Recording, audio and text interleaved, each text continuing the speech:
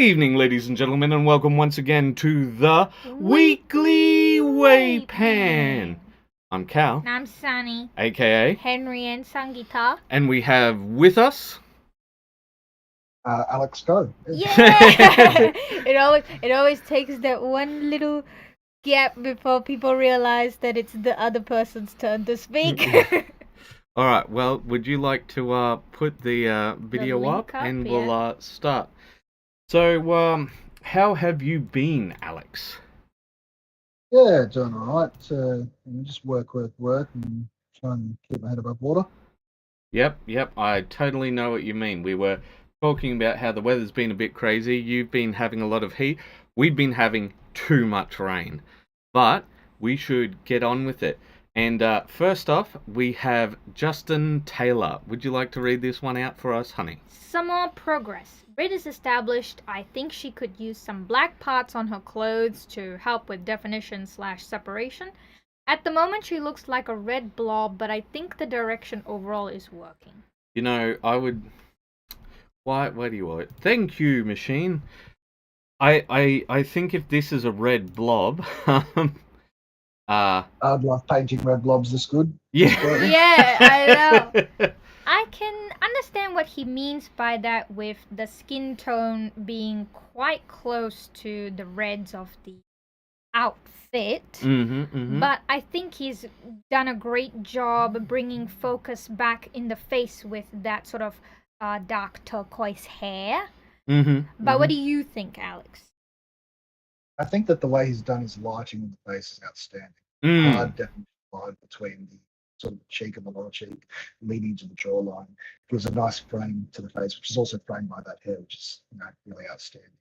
So he's done a great job there. As you can see, there's a bit of texture in the cheek there. I don't know if that's just the impression. It comes across to me at least as some good, like, just good texture in the skin. It doesn't appear to be like plastic or anything like that. Yes, yeah. It's more real, if you know what I'm saying. Yes. I think but that I want to go on. Yeah, you go. I was just going to draw attention to the headdress there. I mean, that's just outstanding. Oh, wow, yes. I'm just going to move it more to the side so that everyone can see. And we hope to have more people commenting. And we always love to see people on the show. So, I would have to agree. I think that the lighting with the hair is just absolutely fantastic, because that's one of the things that doesn't really get helped at all with zenithal painting. Because when you zenithal paint, it doesn't really do it the way that you want to with hair, because hair's got some very extreme highlights. But I think I know what he's saying here with the rest of the clothes. He's sort of saying, hey, look at all of this. It's just all red, all everywhere. But I'm not sure if I would like black on this, because I think black could detract from how nice this is looking at the moment. Maybe another color. What do you guys think? Black. I don't know. Oh, please go, Alex. I was just going to say that I actually really enjoy the monochrome nature of his paintwork here. I mean, I think that having a nice monochrome model like paint job is actually an achievement in and of itself. And I think he's got enough definition, especially with his lighting. The way he does, you can see the top of the bust is obviously much lighter than the shadows underneath, and you can see that even how he's done that so well in the hair. If you look on the left-hand side of the face there, the shadow from that initial curl around the mouth level, and just underneath there, that hard shadow in the hair, you can see that he's done really thought put into where he's putting his lights, putting his shadows. And I think that even though it's a monochrome model, it's very readable. Yes. I would agree with that. Yeah, a very readable model. But like for me, so we always have to do that thing of when you're doing, as we said, the 3-inch rule and the 3-foot rule. when we look back from here, I can understand what he means by that red blob. I think that a separator color would be good. Like, I'm just a sucker for like good color theory, and maybe like a nice emerald to go against that burgundy would be really nice, which would match the coolness of the hair here. Yeah. But I can Well, if he was going to do that, perhaps he could go with the coins and make them copper with a bit of verdigris. Yeah. Or you could add a bit of moss-like texture along the wooden box, maybe? Yeah, but see, what I was thinking more was for like, especially like the separator of the cloth right here, to sort of draw attention to these sashes along it. Yeah. Yeah, but, you know, like, I think that's all a taste thing. But I think we've all pretty much commented all we can. I have one last critique, and that's just because I think a little wash of color over the lips, just a very light tinting, will help to make the face look a little bit less flat, because everyone has some color to their lips. Yeah. So I think that especially the bottom lip for, you know, ladies. Yeah. That's usually has a lot more vibrancy to it. So I think just adding a bit of color to the lips, just a light wash of something will be good, and I think he'll feel differently once a tint more than a wash Yeah, is like what I think you're saying. a tint, or a glaze, is it? Like yeah, a glaze. But Yeah, when I sorry. say a tint, just, you know, raising the color value Yeah. slightly. Yeah. But I I think. just wanted to give one last compliment before you sort of move on there. I just want to say, Yep. man, that freehand on all those levels, on all those roots. I mean, damn. Oh, I I'm don't not think thinking- that's a freehand, actually. Yeah, I think that's the model itself, actually, because Is it? he masked those so that they remained white. Not that he hasn't put a tremendous amount of effort into it. That's actually sculpted in, is it? Yeah. Yeah, because he had a previous work in progress picture that he shared with us. Yeah, that was last week. Yeah, it was all purely black and white, and the runes were so crisp. Yeah, they were just white. Were white, and I was just like, yeah, it's a bit too perfect to be I must have missed freehand, that. I believe. Yeah. Yeah. But That said, then compliments to whoever sculpted that. Yeah, Wow. it's a very nice sculpt. What I do like seeing is not just all GW stuff all the time on here. Like, it's nice seeing some different stuff. Speaking of, let us move on to Martin Neal. Hey, apologies for the radio silence. Life sometimes gets in the way, but I'm doing what I can, when I can. Here's some privateer press models I'm doing for my brother-in-law. So I've worked with these guys, and they've got a more realistic scale compared to the Games Workshop, and they are very much the old school style metal models. But I think we will throw to our guest. Alex, your thoughts? Yeah, I mean it's good. It's readable. The fact that the blue there sort of is a nice frame to capture the model. I mean, that's obviously it's done an excellent work there with the skin tones. You can see that it's captured the correct lighting, you know, on the ridge, the nose, the top lip, even. I'll show the bottom lip, that is.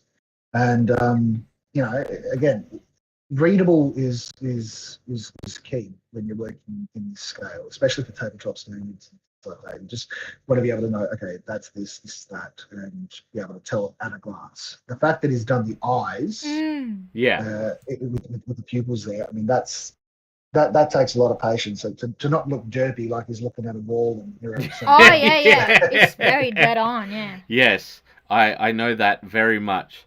But we all feel that pain. I will play the role of the villain here. I think that, unfortunately, the cloth work doesn't look great. And I think that that's unfortunate because, like you said, the face work is so good.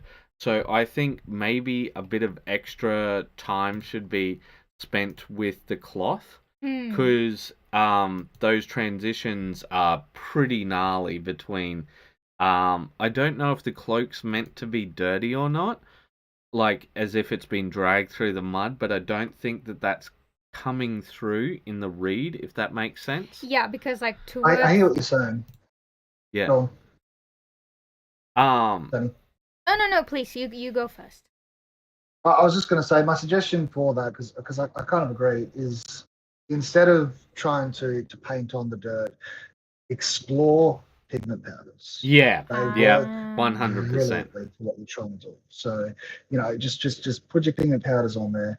A little bit of a spray of isopropyl alcohol will just set it into place. Yeah, it looks much more realistic. Gives you a lovely transition. Yeah. Take you where you need to. Yeah, I would 100% agree with that.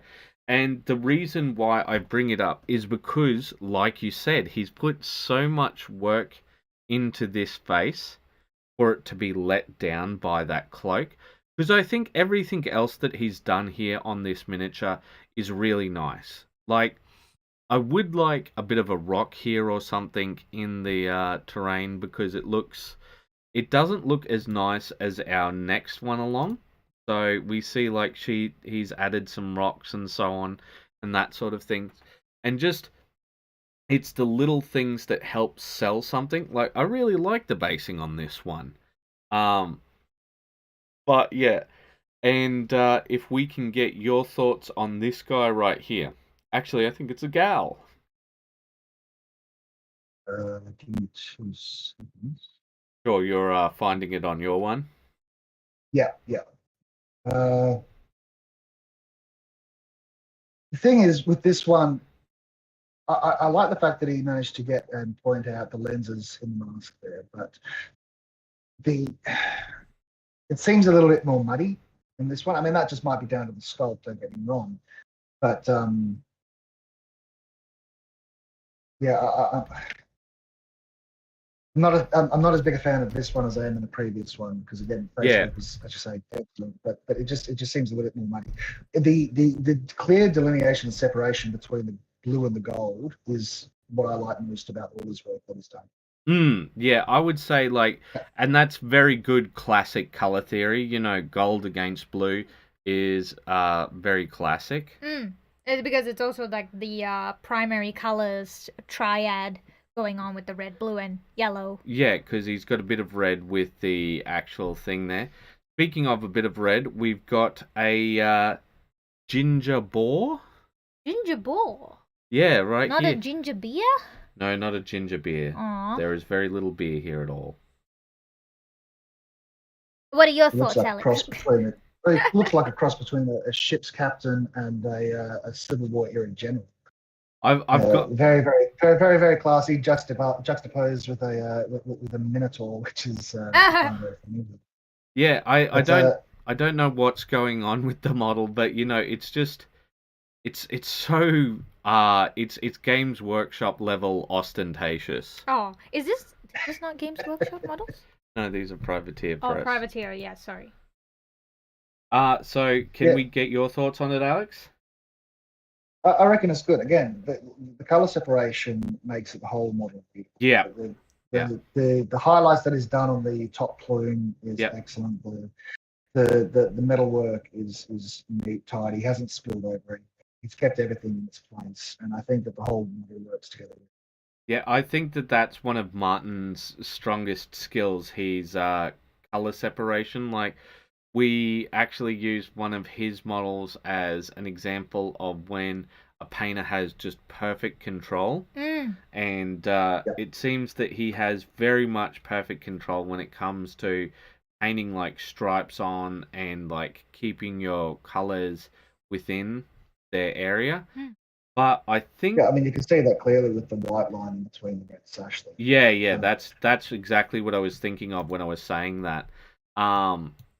But yeah, I think that's pretty much all that I would say as well. And I think it's good to hear guests say the exact same thing that I would, because if we didn't if we didn't agree on some things, I'd be thinking to myself, okay, what have I done right? You're a little too off the mark there or something. Yeah. But let us move on to Sebastian, and he's got painting this ogroid Myrmidon. Myrmidon? Myrmidon for a commission. He's so cool, and I get to try some interesting textures on it. It's been fun. Yeah, so this one's very much a work in progress, but I think he'd like us to focus on the rust here, because judging by the rest of it, I think there's a bit more to do on the body, and I think this was the one area that was most done. What are your thoughts, Yeah, well, Alex? the verdigris that is added to the blade is well done. The rust effect is obviously well done. I think that's, I mean, I can't tell if that's dirty down or not, and with a bit of acrylic added, because I can see there's some acrylic added on I think this is paint the chipping. central point there. But the verdigris on the ball, that could probably use a bit more work done on that. But the blade in itself, I have no complaints.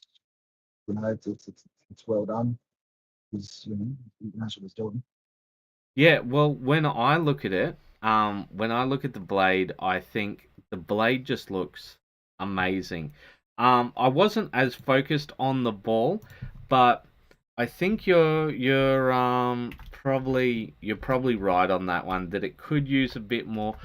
But also, I think one of the issues with that is when it comes to certain shapes and certain designs, is how would you place the verdigris and such? And I think that's his issue. He's just sort of like, well, I guess I'll put some verdigris around the spikes, and I guess I'm done. And I can understand that from the design perspective, where you're just sort of like, I know how blades work. I don't know how this spiky ball would work. So 100%, I understand where you're coming from. It can be difficult. My go-to placement on spherical objects like that is the rim where the spikes meet the ball there, wherever there's denting there, and when it's flat, as if it could be rubbed by a hand, leave it alone. Yep. So anywhere there's recesses is where it would go in. Yeah. Exactly, because I mean that's where your water is naturally going to settle. Yeah. So at the joints here and near around the where the spikes come out. Yeah. So with the rest of it, what I would try and do is get a slightly duller color of metallic, and show where in that sort of way, like you see it on bronze statues. If you look them up for a reference, bronze statues, wherever they're constantly touched by people, they attain a different darker, duller color, or shinier color, depending on what type of metal it is. Yeah. And if you try and he's done it a bit here on the blade. You can see that there's different metallics, like this dark, light, shiny, rusted. Yeah. But the ball in and of itself it's all just it's brass. The whole ball is the same color brass.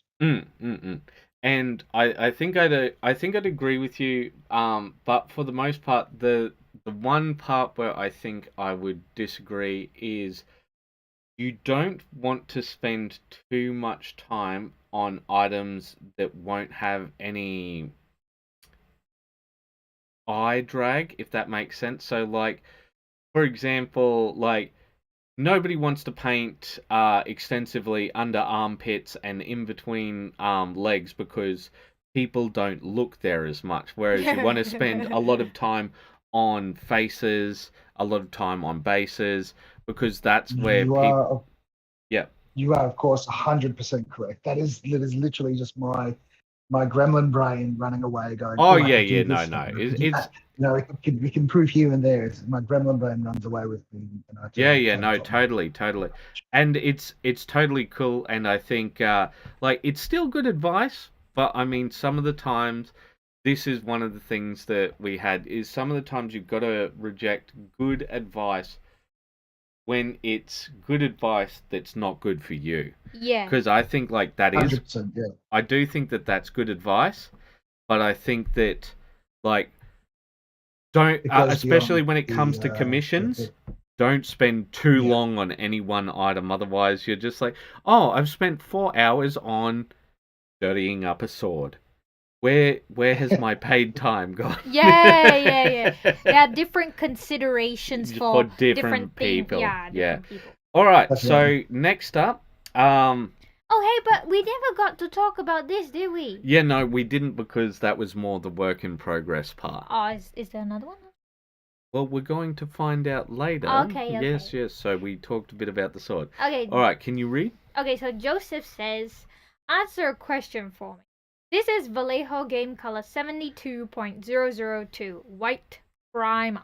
I've had it for years and I've always wondered, is it actually primer or is it paint, the color of white primer? It's the VGC range, not their primer range, but it has that name. What is it? This is a riddle. It is a primer.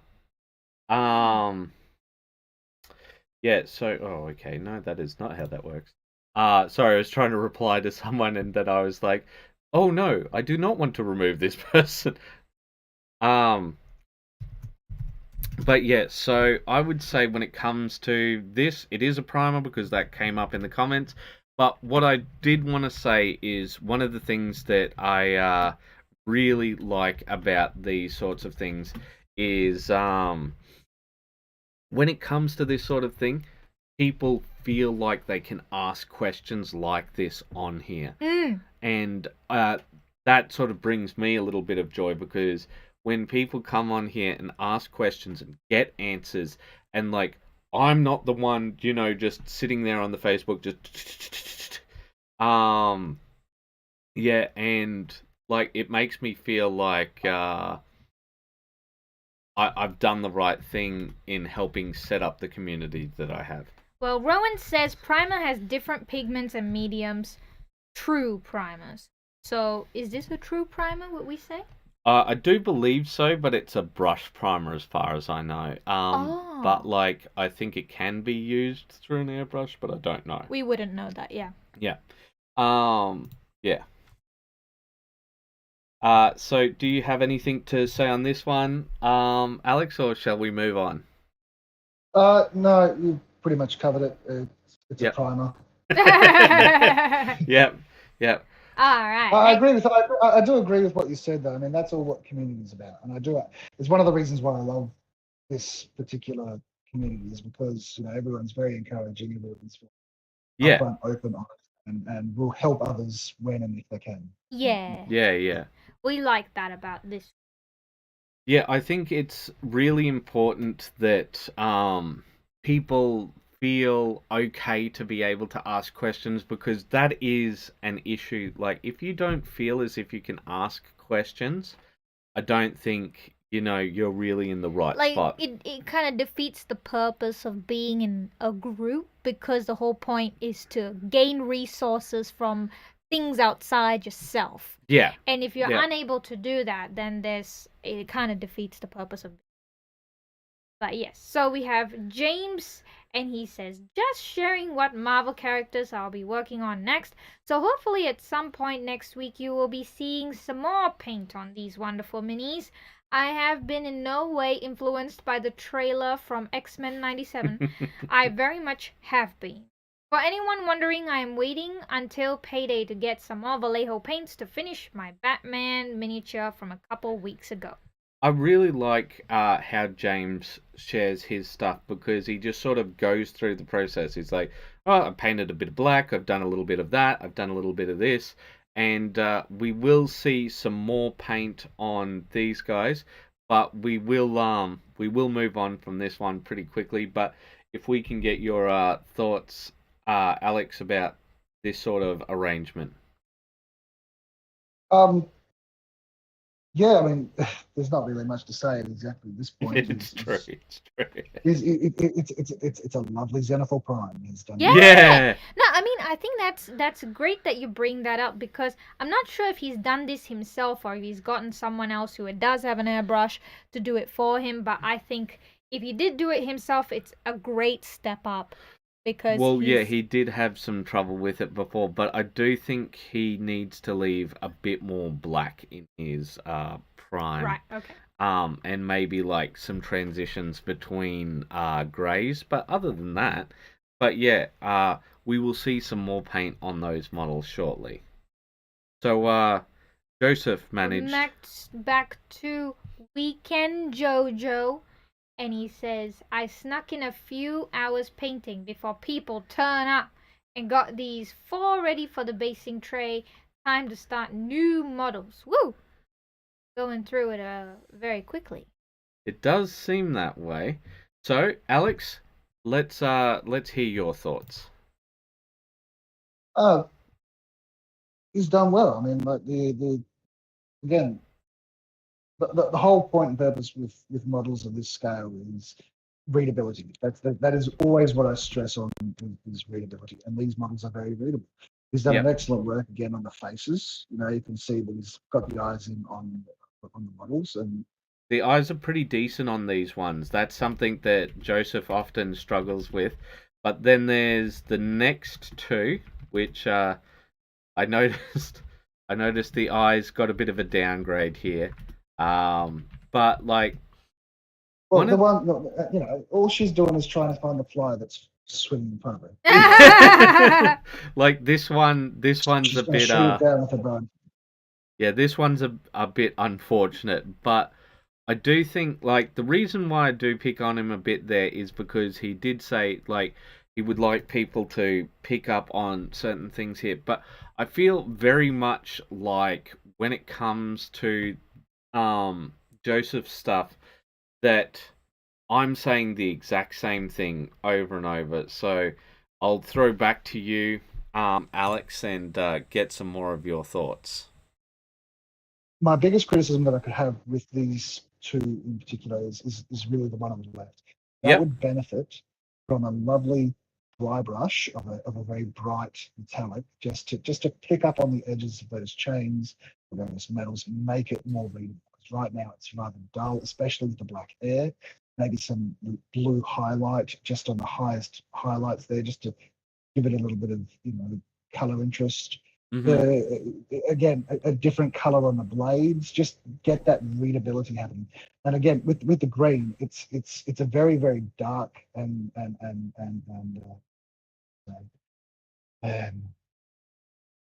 not vibrant. The opposite of vibrant. Not vibrant. Yes, it's dull. It's fair to say that. I don't think there's anything wrong with that. And if that's sort of what he's going for, is after the rogue in the night, I get that, I do. But again, you've got a tabletop model, and you want to be able to. His aim is tabletop plus, is what I've said before. But I agree with you that Joseph definitely has certain things where he could improve. I'd say one of the biggest things is metals. And the other thing is eyes, but eyes, like, even though I do give him a hard time each week, I really can't give people too much of a hard time with eyes, because I still have a hard time with eyes. I don't think that there's anybody out there who is just like, oh yeah, I love painting eyes. It's my favorite thing ever. It's so easy, man. But I think metals, having the differences between the darks and the lights, is definitely one of the things that Joseph needs to improve on. And I think I just agree with everything that you said. And I know that's not very entertaining for a live stream, because there's zero arguments happening. However, I think you're just right. And I think perhaps it's time to move on, unless you want to say something, Sonny?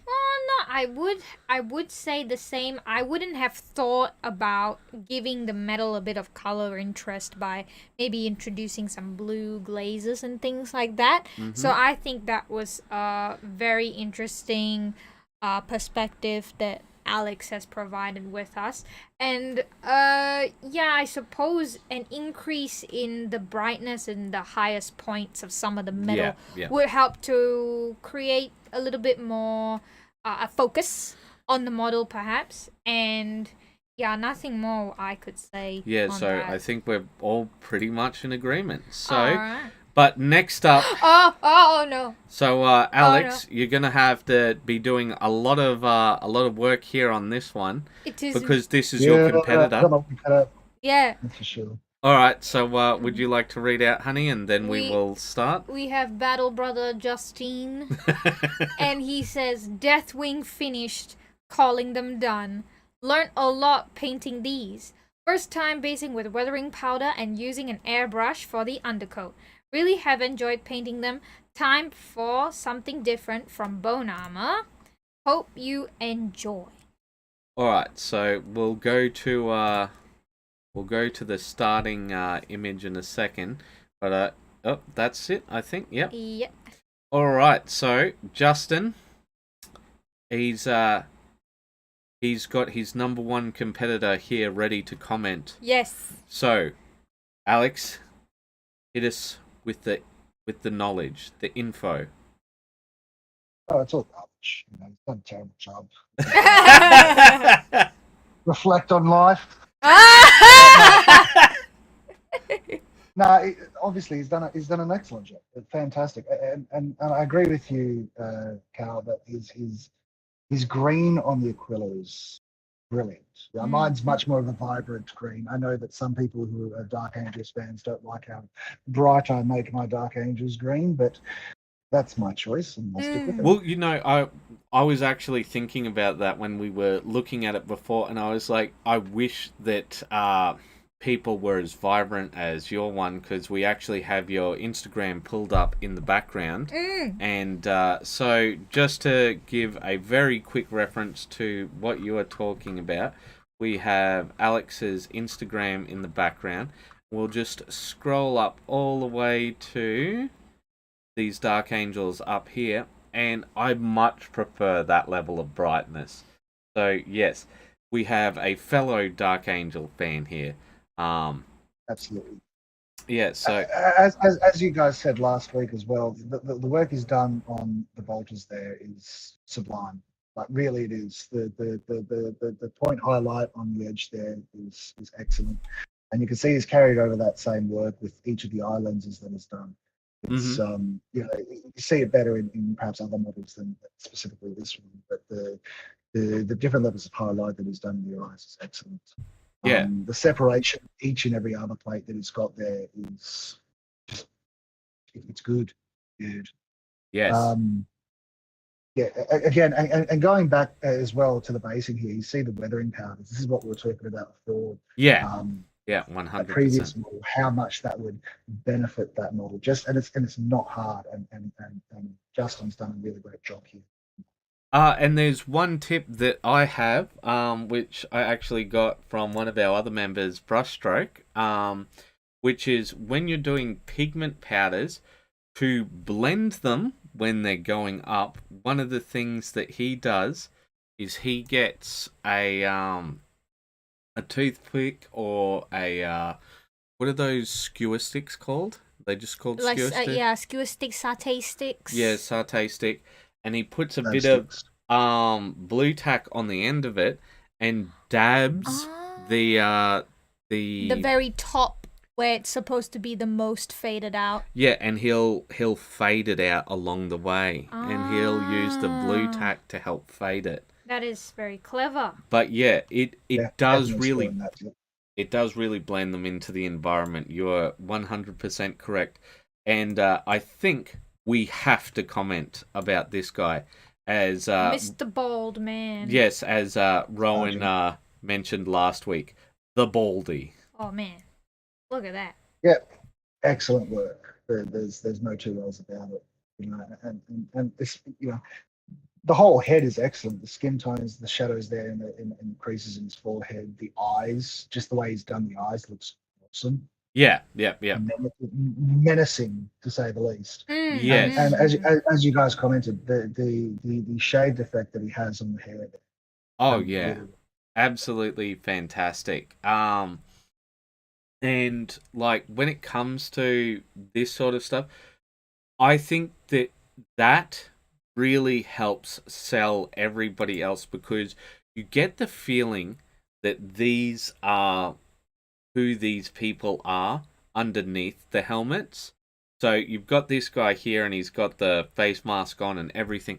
But because he is the only representative figure of the group that has, a face, it gives that face to everyone else here, and you assume that everybody else like that is like how can I put it?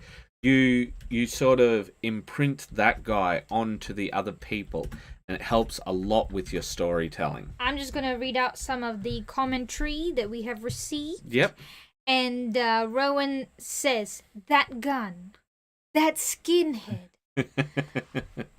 Well, how do I express this? It's the okay. The okay emoji, but we all know it's not trying to say just okay. It's a yes. it's the Mamma Mia.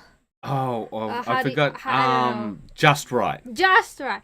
And then Sergeant Tatey says, "Agreed. That bald head stands out and keeps the viewer's attention." Yes. And then we have Rowan, "I wish I had that patience." I agree with you.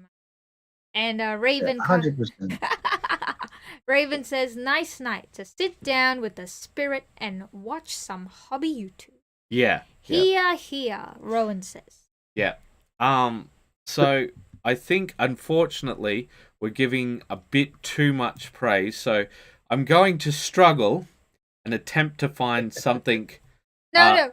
The rival must attempt to belittle... Oh, yes. But, all right. So in your most serious way, because I know you were just having a bit of a jibe before, but if you could, Alex, please tell us anything where you think he could improve these guys in any particular way. Look, this comes down really to personal choice and artistic style. The only thing that I could ever say about these models that I would change myself personally would be the transition between the brown that he has on the edges of each of these armor plates and the bone color. I think that the transition is very sudden.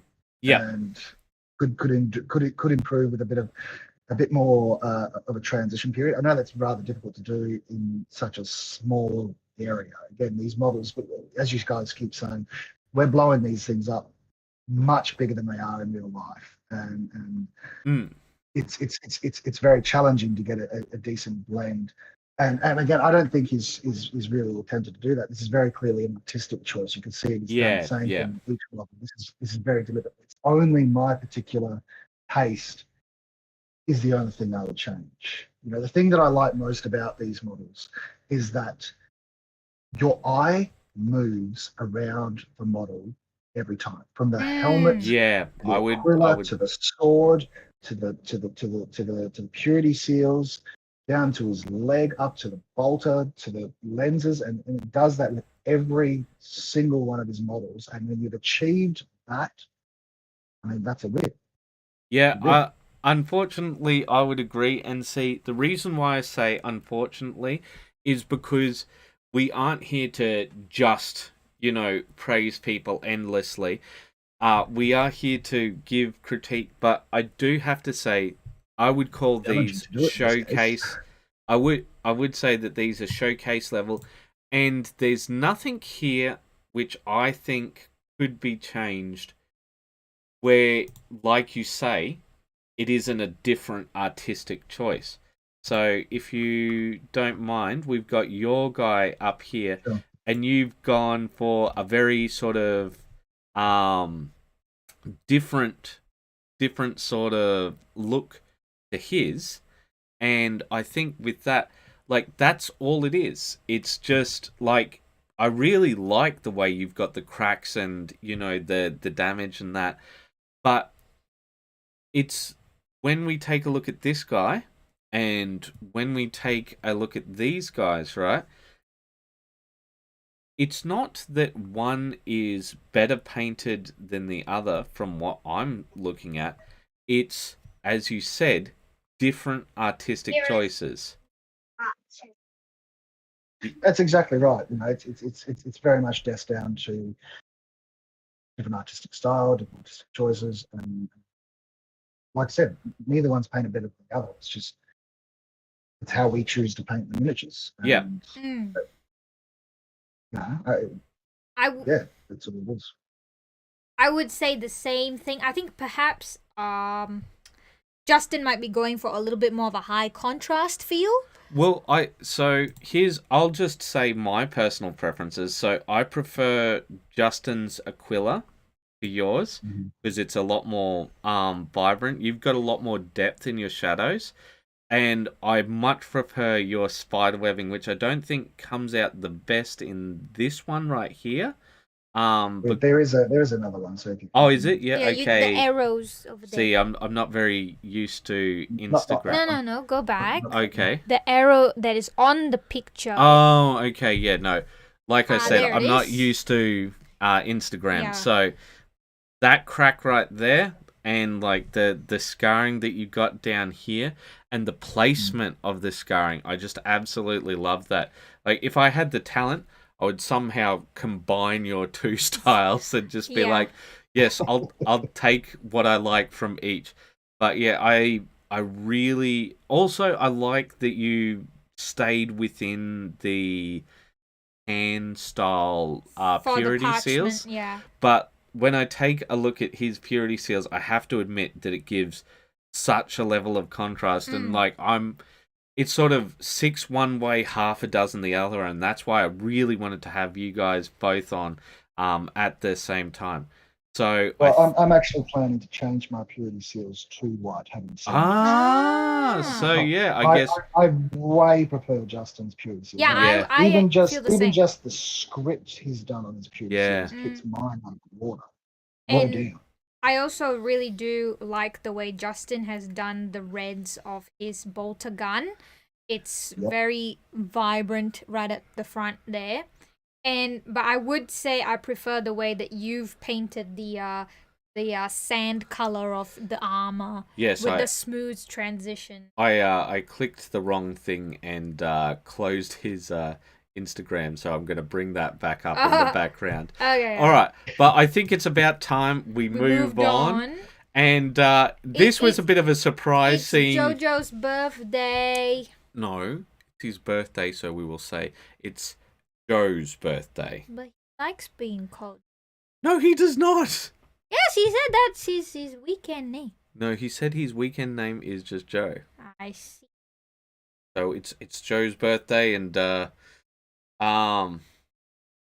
I think he did say Joe.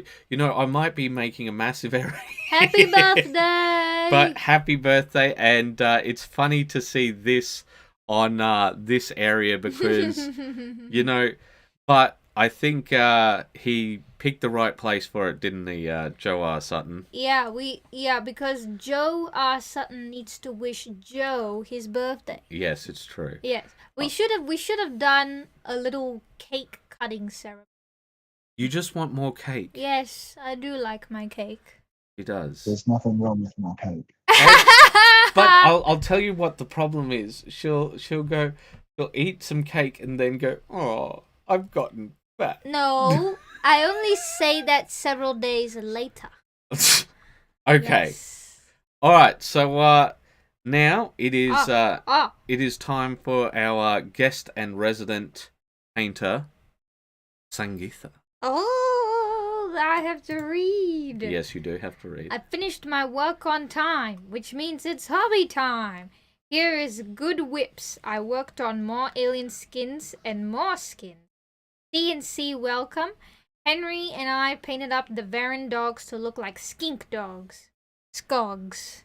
The boys are meant to be colorful and the girls are meant to be simple, just like in nature. We like doing the stripe work on them. I had a lot of fun painting fun alien heads, especially RT Choke, and also the cybernetic legs. I did non-metallic metal and took on Joseph's advice on pin washing. It really made the difference. And of course, more monitor designs for the terrain project. All right. So, well, first off, Alex, I'll ask you, what did you think of the donks, not skonks, the donks? but yeah. Very Oh no, nice. fantastic. The vibrant colors contrast really, really, really well with the duller red that we have there. So, mission accomplished. You've done well. Where have the The freehand. Very far back. Sorry, he's trying to find a different picture of the Skogs. I think you've hit them. There it we go. is. There we go. So yeah, so the freehand line you've got running down either side of the back on all of them, just really connect, and it's clean, it's neat, it stays more or less parallel to the edge of the model, which is what you want to achieve when you're doing this sort of thing. Just that, because it's more natural that way. If it's just messy all over the place, you lose that very what's it called? Verisimilitude. Thank you very much. The verisimilitude. So you look at these and you think, they can exist in something. Yeah. I was very happy with the patterning I managed on this one, but Sunny did all of the top patterning. So she did all of the black in the colored areas, and I'm responsible for the stripes on the side. Some of them have come out better than others, but I think overall I'm pretty happy with them. And some are almost invisible, in some of these pictures. Like, we got a stripe that goes along down here, and I'm like, you can't even see that. Yeah, I was just like, did you even paint the stripe on this one? Maybe you missed it or something. Yeah. But yeah, then we'll get your feedback on the monitor designs. 2 seconds. So yeah, no, it's annoying how well you've done this. I've tried to do this in the past. Yay! And I get nothing but blobs, and that kind of frustrates me a bit. But you're so good at the freehand stuff. It seems that monitors on terrain specifically is a particular cursor of mine. Because I see. Well, would you like I can't. Yeah, it doesn't work very well. Would you like to talk about your process, Sonny? How do you put these designs onto the monitors? Well, okay. I started with this trick early on, but then I ditched it because I found that I didn't really need it. But maybe it might work out better for you. Is that we use a flat black for the screen, so it is like a matte surface, like a paper texture, right? And then I go over with just regular pencil lead.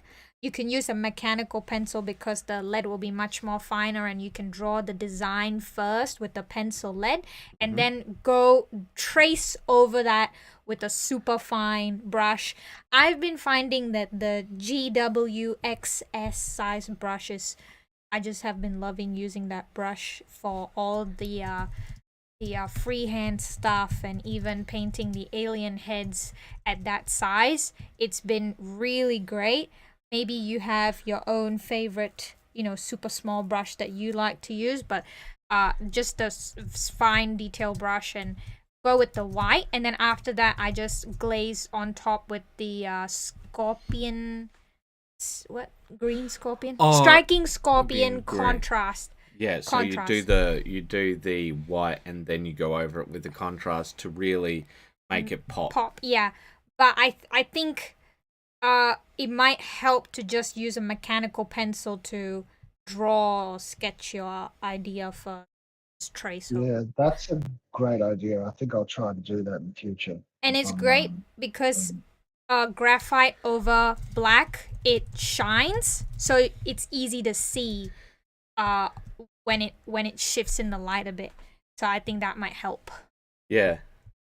Gotcha. I like the fact that because I've just noticed this as I'm looking closer. You've actually managed to do the matrix screen. I did. Yeah. But that one I just do dots and dashes. Really, nothing too complicated. It doesn't have to look complicated. It just looks good. Yeah. That's another thing. A lot of people think, oh, you got to do the world's greatest paint job for it to look good. No, like you said, you just done dots and dashes in very intensities, and it looks great. And that's what you've done with your scroll work. And like we've said, it's all about the verisimilitude. It isn't about the reality. It's about the appearance of reality. Because if you go too detailed, right? Like, who's looking at these things, right? And you got to remember, when it comes to these sorts of things, like we said, certain areas will pull certain levels of focus. But you had some comments on the skin before we began. So, yes. Would you like to comment on some of the skin work that Sunny's done? Well, I was just, before we began, I was commenting on the different alien heads that have. Just the transition and the colors between them, especially this orange fella with the green eyes. The orange, this guy, yep. This fella here, yep, that one. And the fella with the blue and the pink. It's just. I'll get to him. Outstanding. I really liked doing the blue. This guy is my favorite, but this is the guy you were talking about here, yeah. This fella here. This fella's my favorite. Yeah.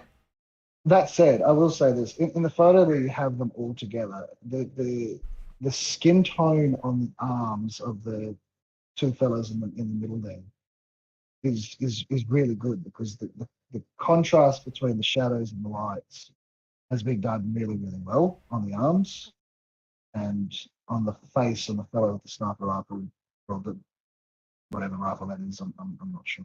The sniper rifle. I'm gonna.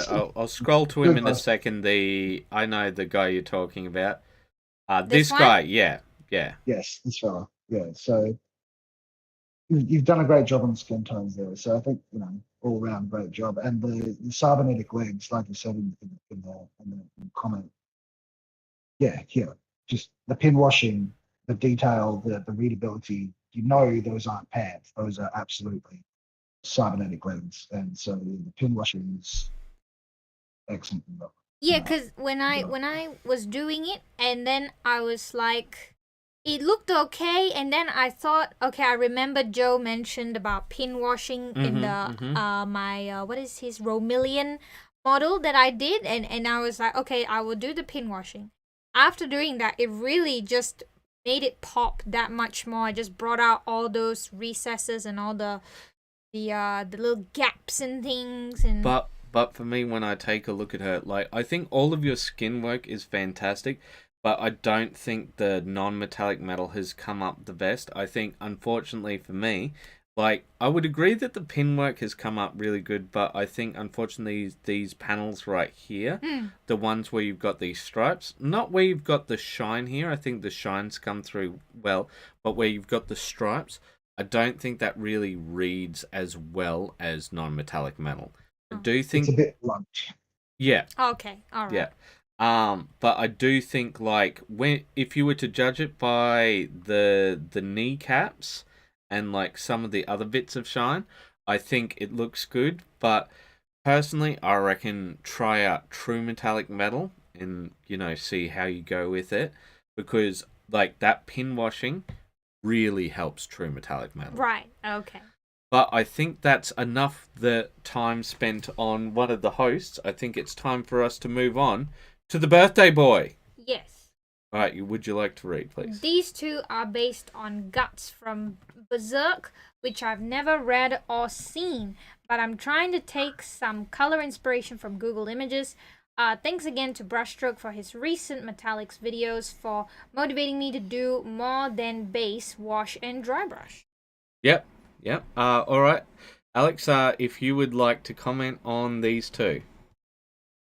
I'm looking at the next photo, specifically at the cloaks. Yeah. I reckon that putting some, especially in the red, is where I'm enjoying my focus, because it's a very, very bright part of the model. It's going to draw a lot of attention, whether you like it to or not, because it's just so bright and vibrant.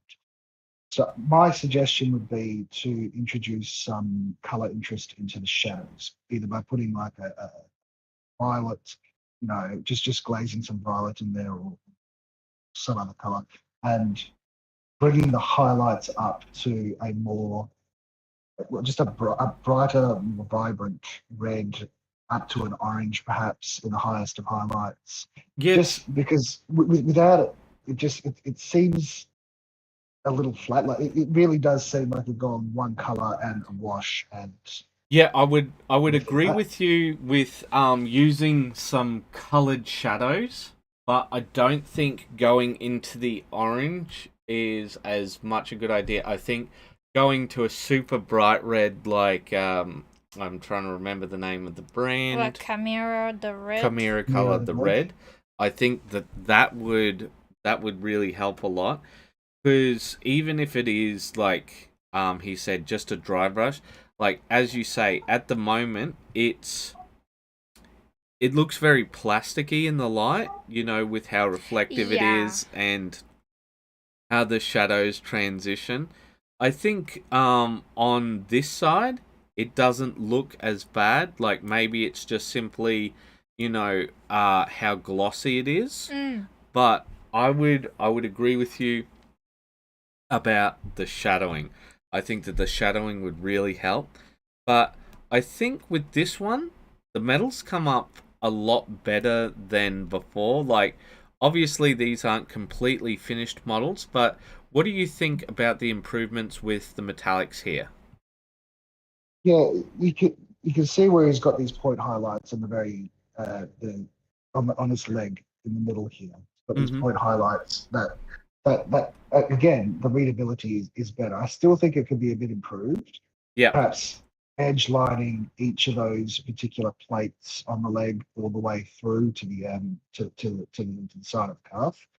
Yeah. Just to get the again readability going through. Um, the the chest there seems a bit muddled. I mean, I'm not sure what his end goal is with Well, I the face there, but with the chest there. But it looks like there's like a fur or like a sheepskin yeah, there's some mixed in sort with of it. fur on it, and I think unfortunately with this case, I'm not going to blame Joseph for this one. I think that his metalwork actually looks really good here, but Yeah, no, don't it's get me wrong, the the metalwork does, but it gets lost in yeah, yeah. amongst I that I white would fur. I would agree, and it's one of the things that we've been writing about in one of the script works on the videos at the moment, which is some of the times you're fighting the model and you're fighting the sculpt because there's just so much going on here. Like, it makes me think of these Games Workshop models where they've got so much going on. And I take a look at it. I agree with you, but I think we've got to separate between where someone's done good technical work and where they're fighting against the model. If this makes sense, if what I'm saying makes No, sense. 100% makes sense, especially, as you said, with the Games Workshop models, as technology's improved, they've just added more and more Oh yeah, stuff. And I it can be exhausting. You take a look at some of the models and sometimes it looks really, really good. Like the GW's just released a model of that undead king or whatever it is, and it looks phenomenal. I want to buy it. I want to paint it. yeah But it's got so much stuff on it. yeah no So much. I remember one of the Inquisitor models I worked with, or it was actually I think it might have been the Celebration Primaris from Marine, but he's got power armor, and on his power armor, he's got a strap. On that strap, there are grenades. On those grenades, have a purity seal going over the strap and over the grenades. And I just looked at that and I'm like, how is anyone meant to paint this? Like, just because you can Yeah, doesn't mean you should. Yeah. But I agree with you. There's one particular 3D printing subscription service that does models that I think are pretty much perfection for the amount of detail, the readability of the model, and the variety of things. That's artesian gear. But I think it's called artesian gear. What? Can you tell us their name again? I think it's artesian gear. Is it Artisans Artisan Guild 3D? Yeah, Artisans Guild 3D prints. So we'll search those up while I tell Google that I'm not a robot. And in the meantime, we talked about Member Monday, and what I'm going to do is I'm going to make myself vulnerable by skipping out for a moment and getting Sunny and Alex to talk about their thoughts on the community. So you know that I definitely won't go back here on the video review and cry. You know, so I'm just going to step out for a second and just hope that things won't go well. Okay. Be brave, Henry. Be brave. I'll just read his post real quick, Alex, and then we can... Just talk with him about the community. Okay, fine. Well, what do you think of the community thus far, Alex? Sort of said before when we were talking on, on that white primer. But, an active community, it's going well. I think that, a friendly bunch who like to help each other and encourage each other to push ourselves. And that's a healthy thing to have, I mean, yeah. Yeah, of course. And I think that's the thing. Like, I guess we have pretty much talked this topic to death a little bit, but it is nice to have, I think, the way that we have managed to keep this community quite intimate, I think, because a lot of groups out there, you can feel very drowned out by everyone's activity on the group. Every second person is a is a gold demon winning bloody artist who just, you look at them and go, I'm never gonna get that far. yeah, exactly. And that's the thing that we're trying to counteract with everyone sharing their works in progress, because that way we don't look at the finished work and go, I'm never gonna get there. We feel safe to, how do I put it, like share our real whips as opposed to here's a work in progress. I just spent 50 hours on this specific very tiny little bit of Dante's armor. It's like, oh God, shut up. Yeah. Oh, yeah. I know exactly what you're talking about, and one of the things that I thought was really good is seeing your whips and Justin's whips on the Deathwing stuff. And the thing is, your guys' end results are great, but it was just like little step, big step, little step, big step, done. And like the thing is, you get an idea of how much effort goes into this rather than just going, I'll never be able to do this. It'll be the end of me. Yeah, and not only that, but like, we're all victims of this. We all go on YouTube and we watch our favorite YouTubers. Oh yeah. In the space of a 10-minute video, they've gone from grey plastic to this work of art that's just like, but how? It's like where you're sitting down and the art, the math teacher's in front of you and it's like, okay, 1 + 1 = 2. You go down and you take a note and you look up and the board's full of math equations. Like, I know the woman, exact thing that you're talking about. The woman that's confused me with that one. When you look down meme. I'm gonna see if I can. Yes. I'm gonna see if I can find it, because Blackboard, and see if I can find it and bring it up on the other thing. Oh yeah. So you see this, and then on I think I copied the image rather than the yeah, you need to open it. no, I just copied the image link. Go here and do that, and yeah, this should help. Yep. Yeah, You go from a blackboard that's blank with like just a one or two sums that anyone can understand, and then all of a sudden, in the space of 30 seconds, they've moved to a place where you're going, but how did you get from A to B? Yeah. Oh yeah. Oh, like the owl. Do you remember the owl meme? How I know what you're talking about. How to draw an owl. Yeah. Oh, okay. First Show draw me a this circle, then owl. just finish the rest of the owl. You'll get it. I find that extremely frustrating because Yes. basic shape to finished. Yeah. I'll see if I can find the image because they're on the wrong side for us here. Don't choose that one. That's got an F bomb in it. Oh, does it? All right. Here, I'll just open the image. Hopefully that will work.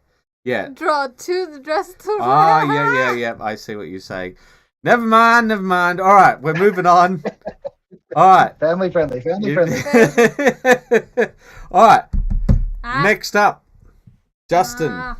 He's already started his next project. He's tearing it. Oh no. Alex talked about he's tearing it, and there it is. I am so damn frustrated right now.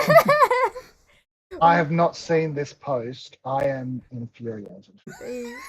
He's reading your mind. There we go. Or am I reading his? Oh, unbelievable! It is the stand is talking to each other. The stand. You have no idea what you're talking about. The JoJo. You're sworn to secrecy. Yeah, sworn to secrecy, but somehow it leaked. Yes. In your dreams, it came out. Yes, it came to me in a dream. Yes. Whip started my next diorama project. Hopefully getting some scouts soon, so may add them into this, but may also decide to go for separate projects and do the scouts as a standalone squad as well. Love a bit of Tyranids. Any color scheme you would like to see? Black and yellow. No. Hey, no! Stop you! No, you know what? I think that just as an example, somebody might have been talking about this earlier. Just throwing it out there, but somebody was talking about coconut crabs earlier and how much fun they had doing it. Yeah. Stuff over the head with a 2x4.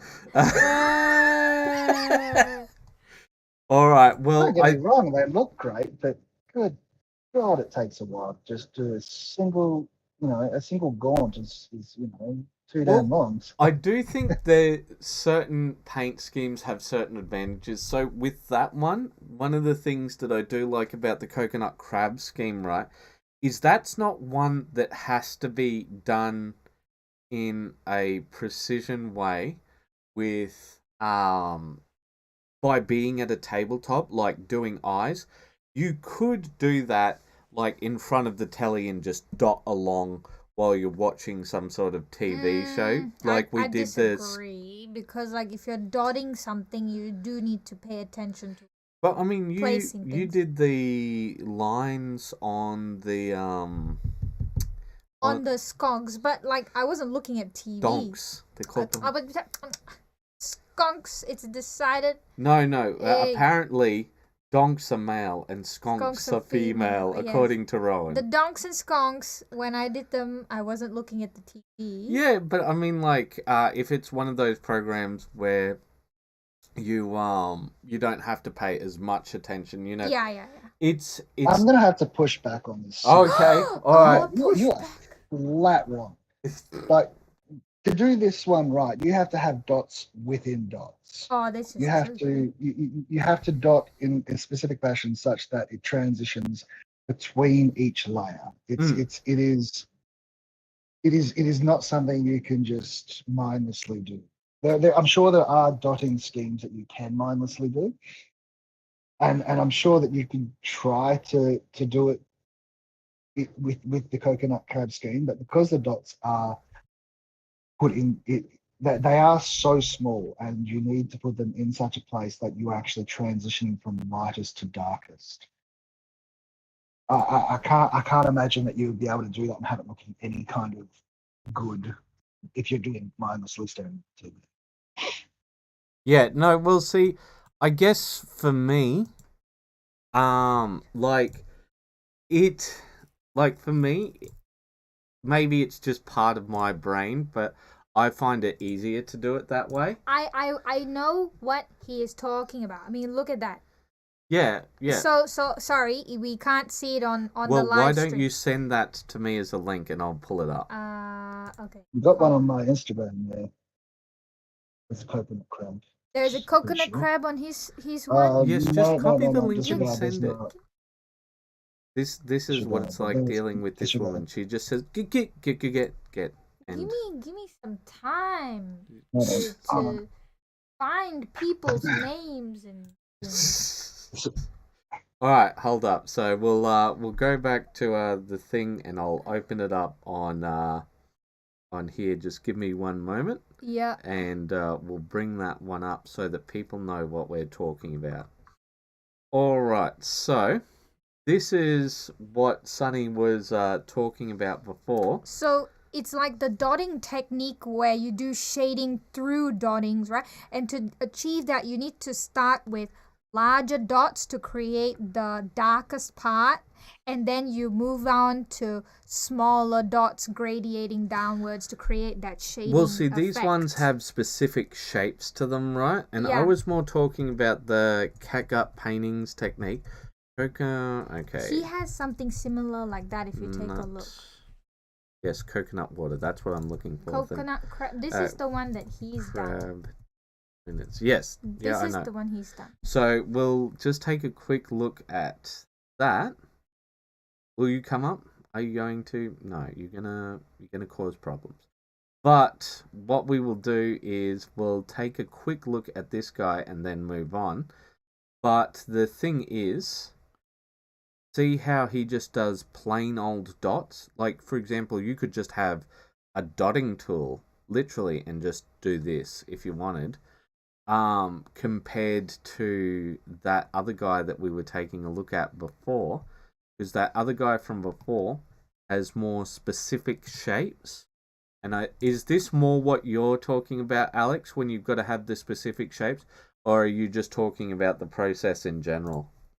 Well, so if you're able to zoom in on this guy, yeah, okay, I will do the zooming. Much pixelation. Yeah, terrible pixelation. It is what it is. You can see on the darkest part of the armor there. Yeah. Yeah, the pixelation is quite bad, but you can see that there's orange dots that have white dots in them in the Yeah. Oh yes. That final bit, I would agree. But for the majority of it, I look at this right and I just think to myself, I could probably just dot along for most of that. No. What you said a dotting tool. What would you use? Dotting tool is like a makeup tool. It's a nail art product. So it's literally like a pencil, but at the tip of it, it's a ball. So they come in different sized balls, and you can just use. That's how they get perfect dots for nail art. Dotting tools, what they use. So I'll see. This will bring it up. I've been considering getting some nail art brushes myself. That's what they look like. And you just sort of see that little ball on the end of them. You just sort of dot. Like that. So I might go ahead and pick up one of those and see if I can whip out some catguts a lot faster than I have been. Yeah. Some creating parts is trying to get nice dots using paintbrush. Yeah. Well, see, that's one of the things that we often recommend exploring outside of the miniature hobby, because when it comes to the miniature hobby, things are very sort of specific. But I think we've gone on a whole sort of tirade. Tangent. So we'll move to Mr. Stephen Jamie Hall. Yes, who doesn't love us. Doesn't love us at all. Maybe he's just shy. No, we just say that when he doesn't write stuff up here, for our specific one. So he's just shared it rather than said specific stuff. So he doesn't love us We'll say. I'll tell you what he does love, though. He loves doing excellent skin tones. Oh, you're not wrong. You're not wrong. Like, this is not the moon. Moonstone game, right? Is it? Let's see. He's got every single tag under the sun there. Nocturna Paint.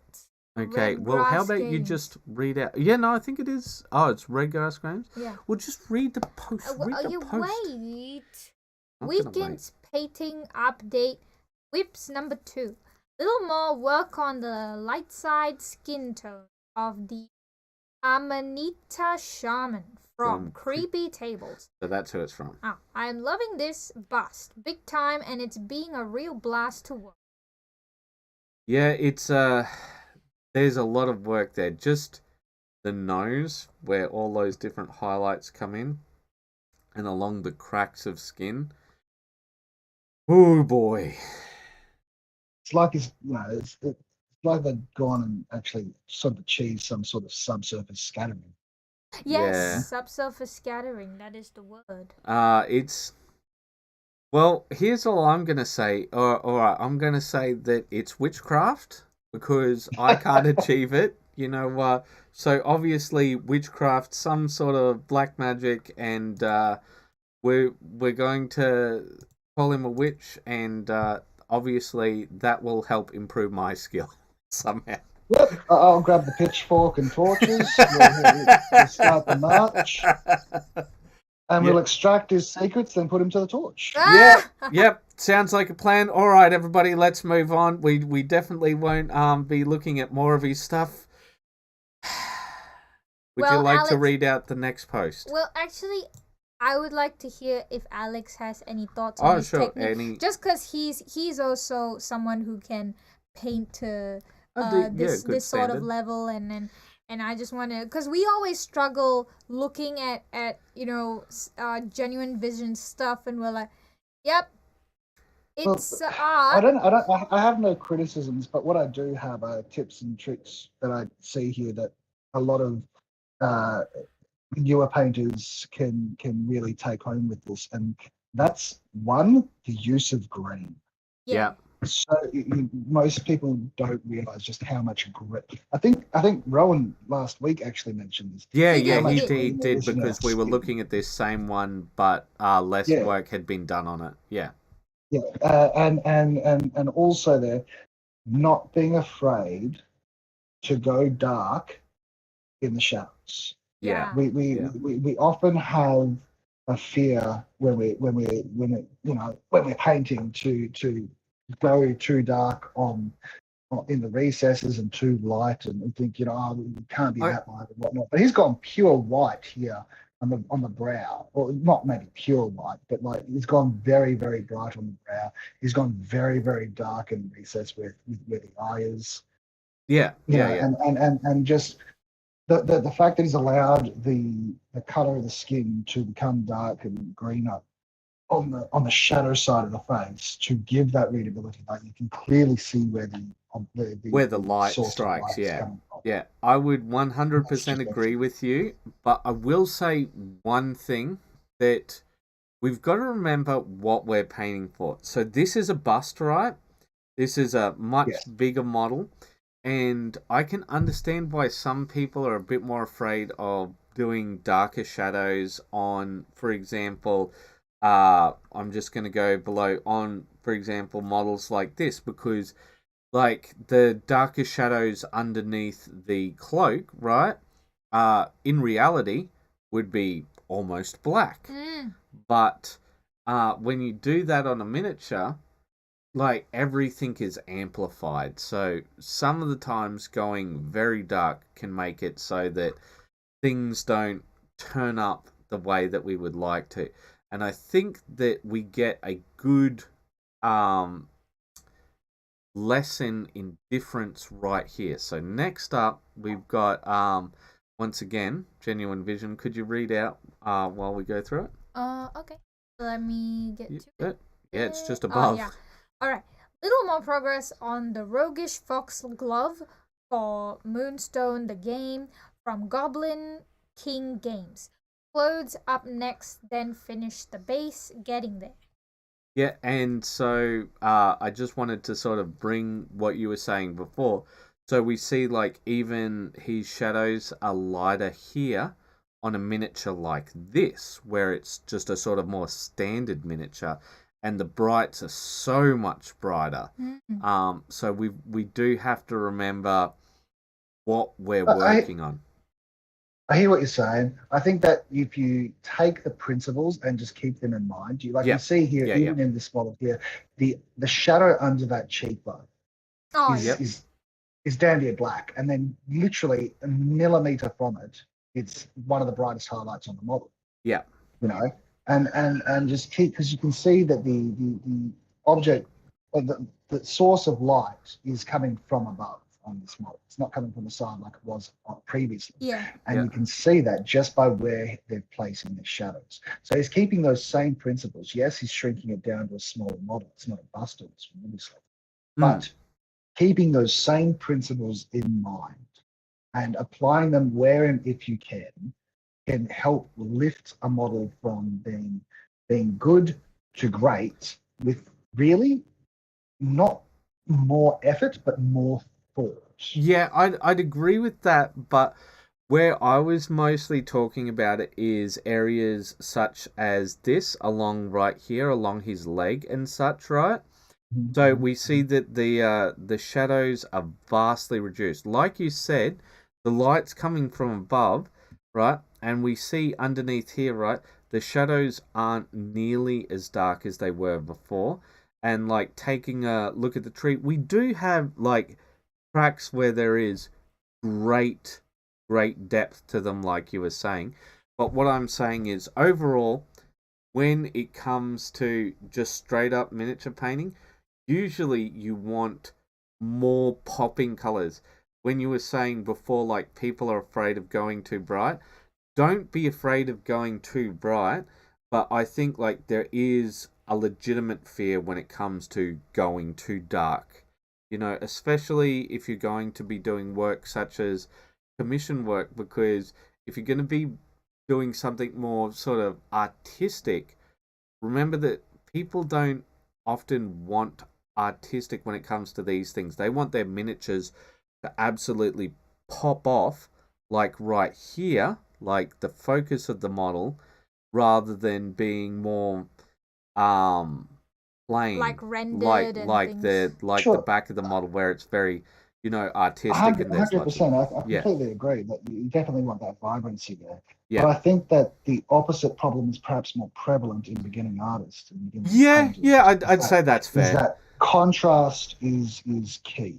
Yeah. Contrast is key. Contrast is what it's what keeps the model readable, and that's contrast not just in between, you know, your values, but your saturations. So having it to be nice and vibrant in the colors, like you were saying, especially with this awesome, you know, flower headdress thing this pixie has, that's awesome.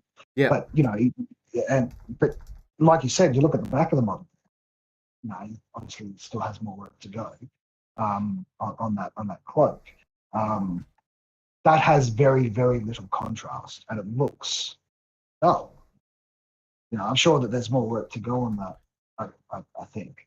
I'm not sure. Yeah. I don't want to be talking out of school here, but you know, you can see the contrast between the back of that cloak there, and the face and the headdress. There's massive amounts of contrast in its values and saturations, and there's none on the back of that cloak there. It is a black. Sorry, not black. It is a brown plain. Yes, I would agree.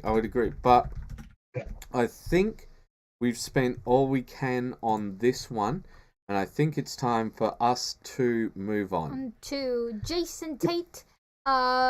I hope you're still on, Jason, because last week when we were coming up to your one, your computer yeeted you out. You said, so we hope you're still on so that we can share on your stuff. Spent another evening concentrating on this Trailblazer Mini, going for more of a character level than tabletop. Lots of glazing and highlighting the hood and his teal shirt before brown washing it back down to a muted, slightly more realistic level. Started on the fiddly details too, fur trim, weapons, and ponytail. For ages his weird frown was bugging me. looked like a sad down. Then sad clown. Sorry, yes. Then I looked back over the official pictures, and it's obvious he in fact has a mustache too. Oh, okay. I see. But I see how he's sort of painted it. Looks like yeah. a crown. So slowly getting that on him and matched to his existing beard. I am super impressed by these Oh eyes. my gosh. But we're gonna throw it to our guest. What do you have to say, Alex? That I feel very vindicated in everything I just said before. In the highlights and the lowlights, the vibrancies. He's done an excellent work. You can tell that he's gone above and beyond table standard. This is he's doing character level. Yeah, exactly. Yeah, and it shows. That's what I'm saying. Like yeah. No, I would definitely. I gotta say, the part where he's got this mustache painted with skin tones. I mean, that is.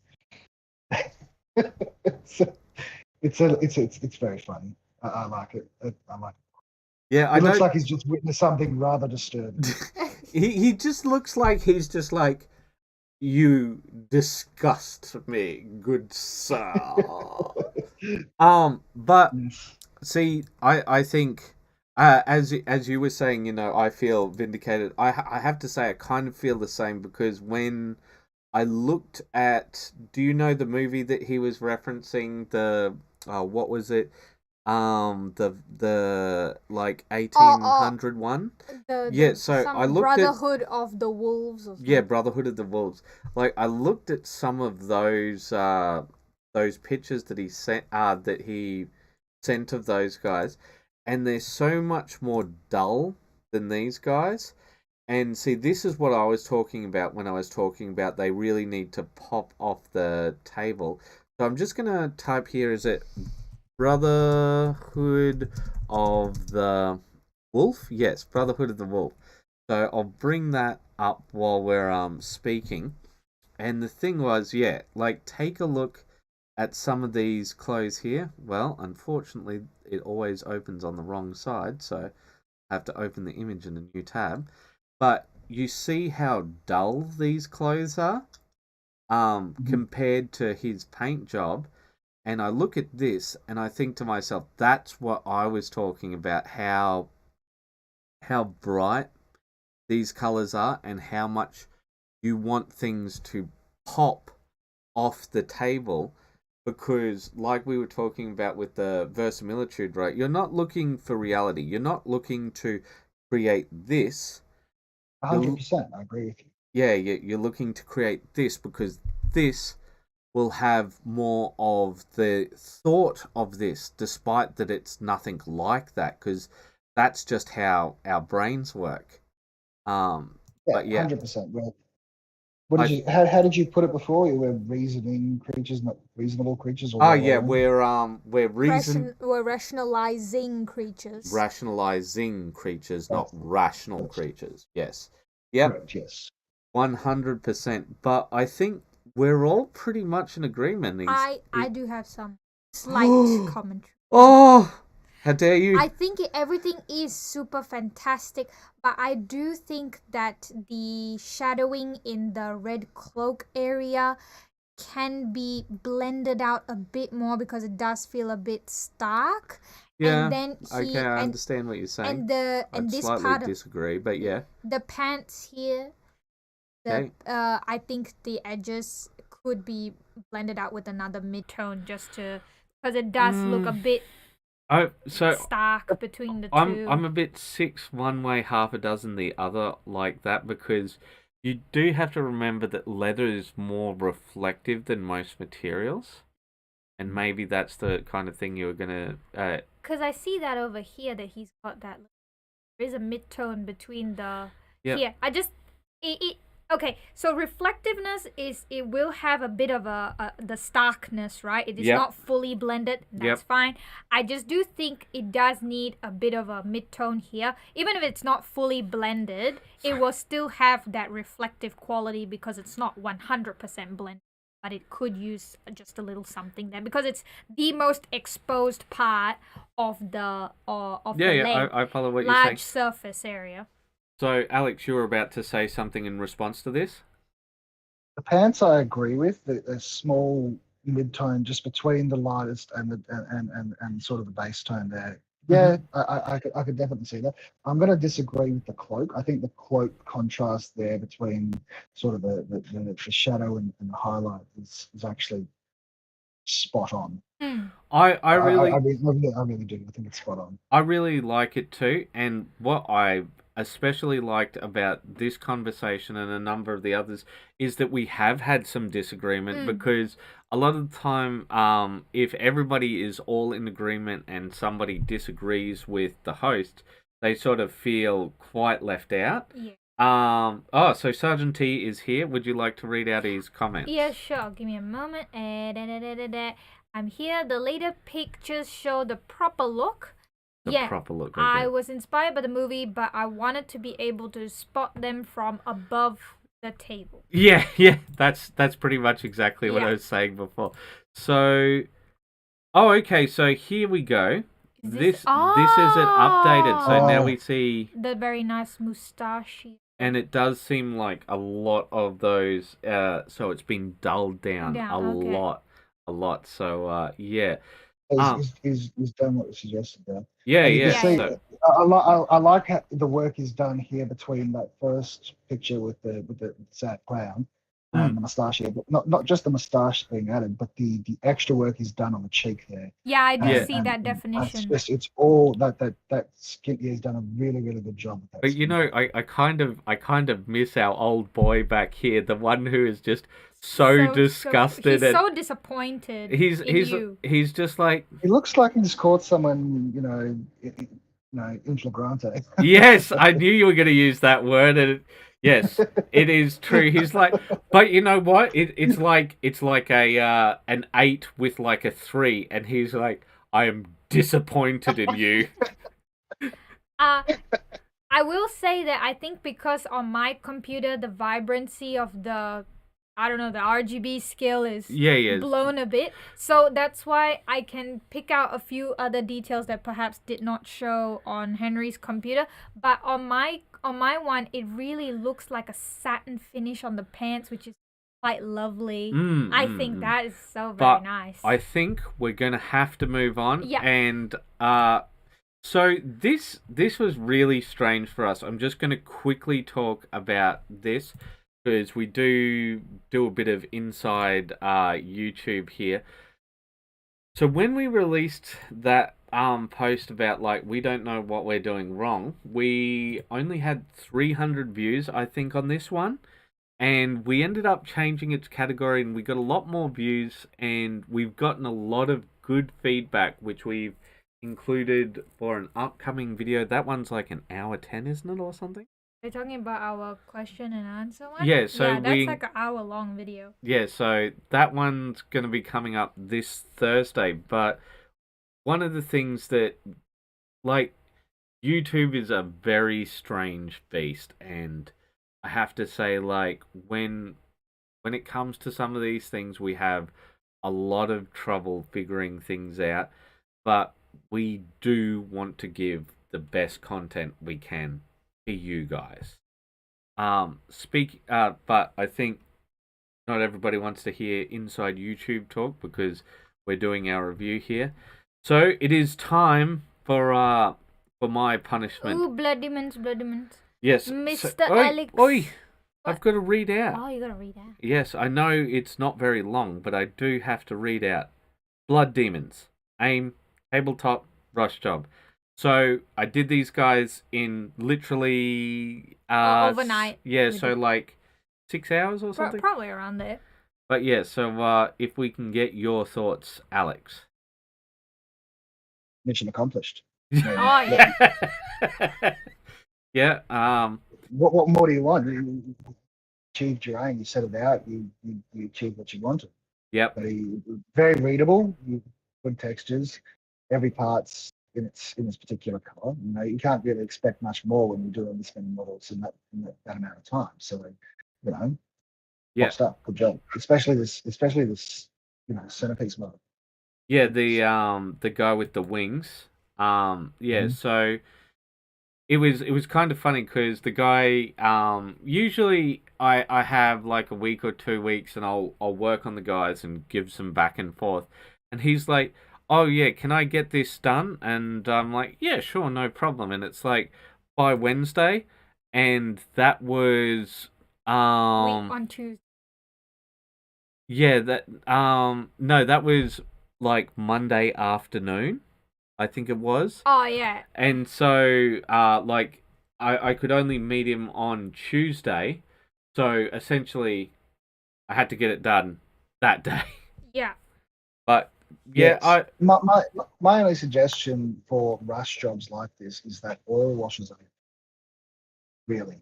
yeah. I know it can seem intimidating. I get that. I know it can seem messy and annoying. Yeah, no, but it's more the messy part because like I've got oils and like you've seen me use them on one of the other ones. For me, it's more about the mess. And the other thing, because it was a rush job, is when it comes to oil's biggest issue is dry time. Sure. So there is a product which I cannot recall because it fled my mind as soon as I thought about it, which basically makes the dry time of oils a lot sooner, especially when it's thinned out. Like you thin it out with this particular product. Yep. Effectively dries it out a lot faster. But if what I've found, I mean, that ship that I did, that was all just base coated and Yeah. I managed to get that touch dry in the same hour just by using a hairdryer. So I find that if you just thin it out, slap it on, wipe it off, what the highlights, with it, with just like a makeup sponge, and then just blast it with hairdryer. It should be fine. Yeah, so I think I did a Zenithal prime with these guys, then just used a very thinned contrast black, and we did 2 very thin coats. Yeah, we did 2 coats of it. Yeah, and that got this result, and I was pretty happy with it. It's got the shadows in the right places. Like if I was just going for tabletop, to be honest, I didn't have to do the true metallic metal, but I just 100%. But I just feel like if I'm going to be doing it for a commission, other people will see it. So it's incumbent upon me to, do some pushing, because people pay for things. But yes, I'm pretty happy, and I think you're right. You can't complain when you're given like such a short period of time. But one thing I will say is I really enjoy working on models such as the Reaper models because all open poses and like everything is separated so well. Like the belt's here, the armor's there, the horns are there. Like nothing's overlappable. Yeah. You're not fighting the sculpt on this. Yes, exactly, Alex. All right, so next up we've got James. And just a working in progress update. It's amazing how even just a couple coats of paint improved the look so much. Yeah, of course. Yeah, no, I would 100% agree. I do think I'm just going to scroll up a little because I think we see a bit more done. On it? Yeah, we see a bit more done on those. So I think what I'm going to do is we'll just skip over talking about the models until we get to them. But once again, I just want to say, James is really working within the spirit of WAYPN by actually showing all of his updates one by one. But I think we'll save our commentary to till it's all done. What do you think, Alex? Yep. Yeah, all right. All right, so after this, we have Justin. He promised me that he would read all of this out himself on screen. So I think we're just going to give this one a skip. But basically, I think what he was saying, and like, it's fun to have discussions, but what it was is, what are people's thoughts on the upcoming Games Workshop, Amazon Collaboration, yeah. and like essentially, I think I've got my comment in here somewhere, which was along the lines of, I just hope everyone has fun or something like that. Oh, it's all gone. Yes, I just want everyone to have a good time. Like, I I hope for the best and expect the worst on this one. I concur. Hope for the best, pretty much expecting. Um, Hollywood has not filled me with confidence. yeah. Many, many And years. and I think, unfortunately, because one of our own self-imposed rules of avoiding politics, unfortunately, it is so it's so interlocked with that Hollywood, and we we know that there's different things for different people, but we just want things to be good, and so that everyone can enjoy them. Um, Yeah. so I believe James had a question with this one. Would you be able to read this one out, Sonny? I am turning this post into a discussion and warning. For the first time, I was using the Vallejo polished gold metallic to paint the skulls and clothing in the picture, but I found that when I put the paint onto my wet palette, it quickly started spreading outwards, and when I tried to put them on the model, I had lost a lot of the pigment and would have taken me a lot of coats. While the Army Painter Gold was thick enough to put a palette and thin down without issue, has anyone had the same issue and want to spread the word before anyone else has the same So problem? I think we actually have. I'm just going to at I'm just going to at James. If you want to talk about this issue at all, so for example, this is just an issue with wet palettes. When they're too wet, things will separate. Yeah, I have that all the time, even with my base paints. It Yeah, doesn't matter what brand it is. but I will have it. I will yeah, have the separation after a while. the thing is, for me, that will only happen if I haven't tapped down my wet palette with a bit of paper towel before I began, and like I've flooded it. But I think that's I wouldn't say that that's the Vallejo's problem. I'd say that's more the wet palettes problem. What are your thoughts, Alex? Um, when it comes to true metallic metals, for me, I generally don't use a wet palette to begin. I will go to my silicone palette Yep. and use that. So I know a lot of people use those fidget toy. Yeah, Yep. the Pip- pop bits or something like that. and I've got one of those, but I recently saw a YouTube video that suggested not to use that, but to use the like chocolate molds that you have in the kitchen. Exactly the Yeah. same thing, but much better and full color. Oh, And so what's the difference ice in cube material? tray. What are those baking It's materials? silicone. Is it still silicon? Yeah. they're both Okay. silicon. They're both silicon. So it's Yeah. exactly the same, just sort of bigger and Oh, okay. easier to Interesting. find and whatnot. But the reason I use that is because one, cleanup is easier. Two, it doesn't contaminate your wet palette. I'm not necessarily a believer in that, like tiny metal flakes or using other paints and making it that. I don't believe that for a second. So At least I've never experienced it, but I just find it easier to use metallics when they are on a dry sort of silicone palette as opposed to a wet palette. So one of the things that we have, so just being fully transparent, if the thing will shift at all, when we have our guests on, what we do is we show them everything on the back end so that they know what's going on and so on and so forth. But we are planning to redo a starting from scratch. And one of the things I want to ask you, Alex, is Yep. you can see a big block of text here in the background, which is Yes. the script for that. We haven't recorded that bit yet, but based off what you've said here, do you think it would be worth adding a section about silicone palettes? Because that seems to have become a big thing within the community.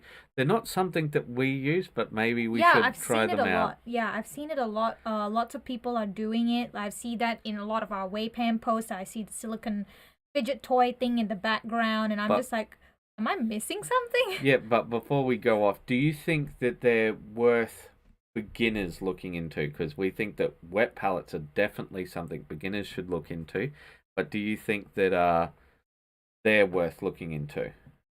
100%. They're easy to find, easy to use, and they have a genuine use. I mean, there's no reason not to, and a good reason to do so.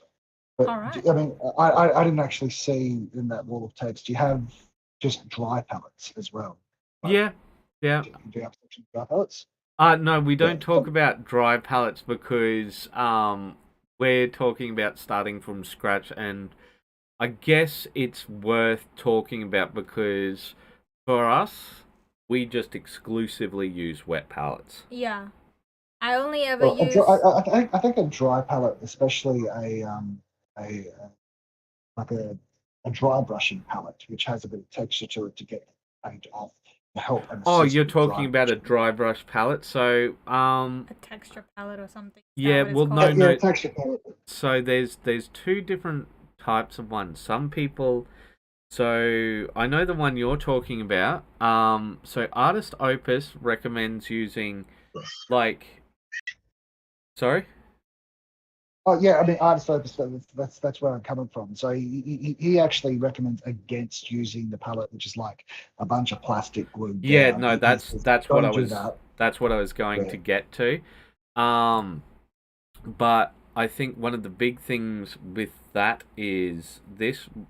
When it comes to that, I'm because this is meant to be our beginners video, and I think we're already at like 20 or 30. So what we're trying to focus on is like the absolute bare minimums that a beginner should invest in if they're coming into the hobby, especially if they're not really sure if they want to stay in the hobby after a while. Yeah, I think one of the things we recommend at the start is small, medium, large brush, dry brushes, one wash, one red, one yellow, one blue, one black, one skin tone, which is your skin tone, one a shade lighter, primer, clippers, one dull knife, one sharp knife, paper towel, and a wet palette. So we're talking like the bare bones basics, but we listen to people, or we like to think that we listen to people. Some people don't think that we listen at all. But yeah, so when we hear you guys talking about those silicone palettes, we think that it is something worth exploring. Yeah. So I think you can definitely add it without necessarily, again, a lot of people have these already in the house just because they've got kids. Yeah. So if they've got kids, their kids might have it. And you can just say, "Hey, Daddy needs to borrow this." All right. And if not, then you can just go down to Red Dot and pick one up for a couple of bucks. Yeah. All right. So we actually have a response on this. So Raven says, "I plan to try the gold Vallejo out on a dry palette. Thanks for a very helpful comment. I ended up really liking how the war paint gold worked on Storm, but I had to thin it down. God help you if you try to use AP bright gold right out of the bottle onto the little skulls. Want to thank all the people who commented on my post. I got some good tips." Yeah. Well, I think we probably spent a little too long on this little topic here. But I will move on, and I will allow myself to absolutely be run over. But here we go. It's Whip Wednesday. This one's by me. It's Whip Wednesday. Okay, it's barely Whip Wednesday, but it's 1 a.m. here, so I'm like, I don't even have the will to schedule this. I've had a lot of more fun doing conversions because apparently all of your units in Stargrave can be robots. So I figured, let's make some robot people as well. What are you painting now? Make a post about it. And this is pretty much what I said. I had a lot of fun doing it. But I'll throw it to Alex, and then we'll just move on. What do you reckon, Alex? Yeah, I reckon you've done a good job here. Each particular model is very characterful. It's not a static pose specifically. I mean, the top left one in the massive group photo is a little bit static, but for the most part, each of these models, belongs in universe. Looks like a snapshot of them going about their daily duties. And of fighting and criminal enterprise. So I don't know I don't know how to play Synthwave. All right. So we just got the call. Justin's come in. Would you like to have Justin join us? Absolutely. All right. Well. No, Justin, you can't be here. Stop. Okay. Well, here we go. Justin, you're currently muted. Can you hear us, everyone? You hear everyone? Yay.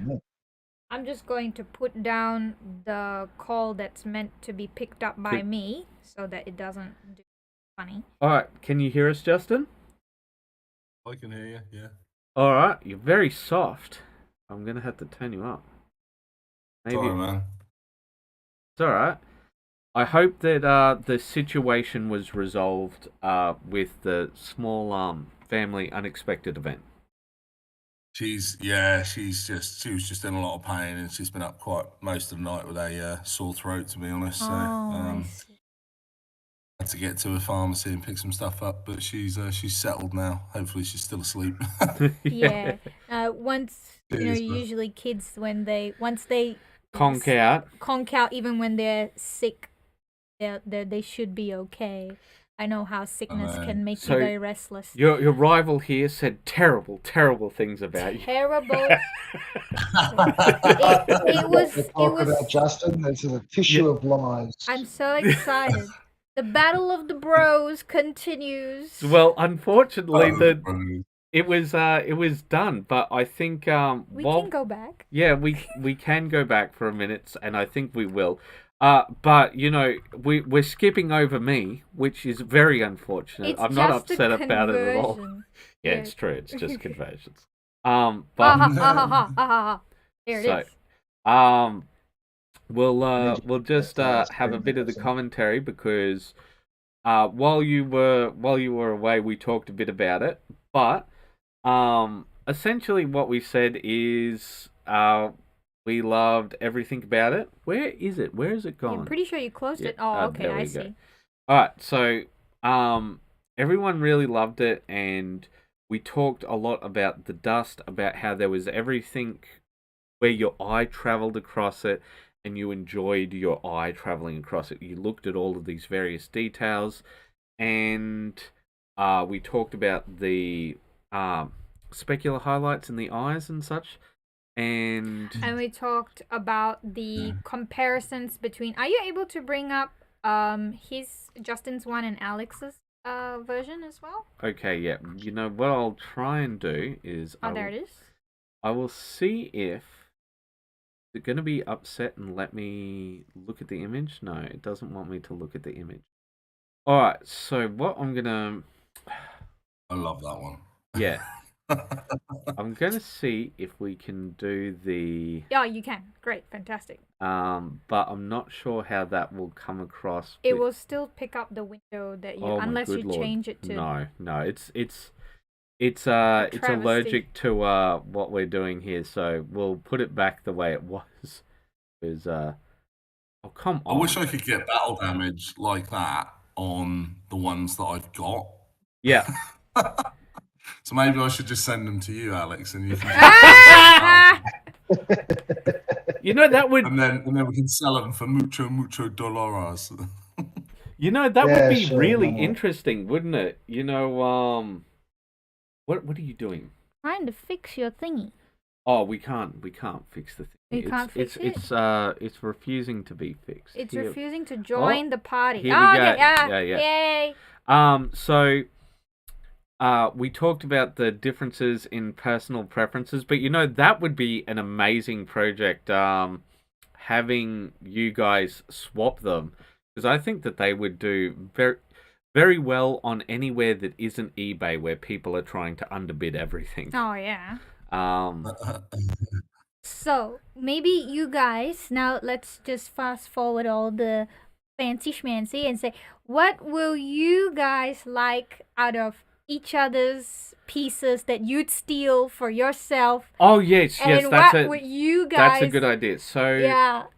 Alex, if you could begin and say, because you've already said some elements that you'd like to steal from Justin's piece, what would you like to steal from Justin's piece? And then we'll do the vice versa.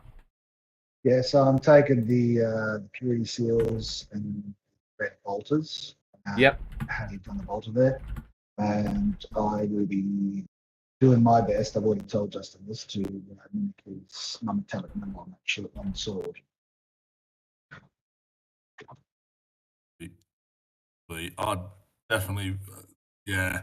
I mean, to be honest, the sword was a little bit of a, like I think I said to somebody else about it. I actually started the sword and it was really, really bright, and it was really too stark in the middle, and it didn't really look metallic. So I went over it in like Black Templar contrast, and it washed it down, and then I was happy with it. And that was I was going to actually go over it and just like do like your typical up one side, down the other kind of highlight, like a lot of the Eldar blades. So, but I didn't really want to try that. But I didn't do the other side of the sword either. So from what angle you look at it, it's I still need to do the underside of the sword, but there's not really that much light there.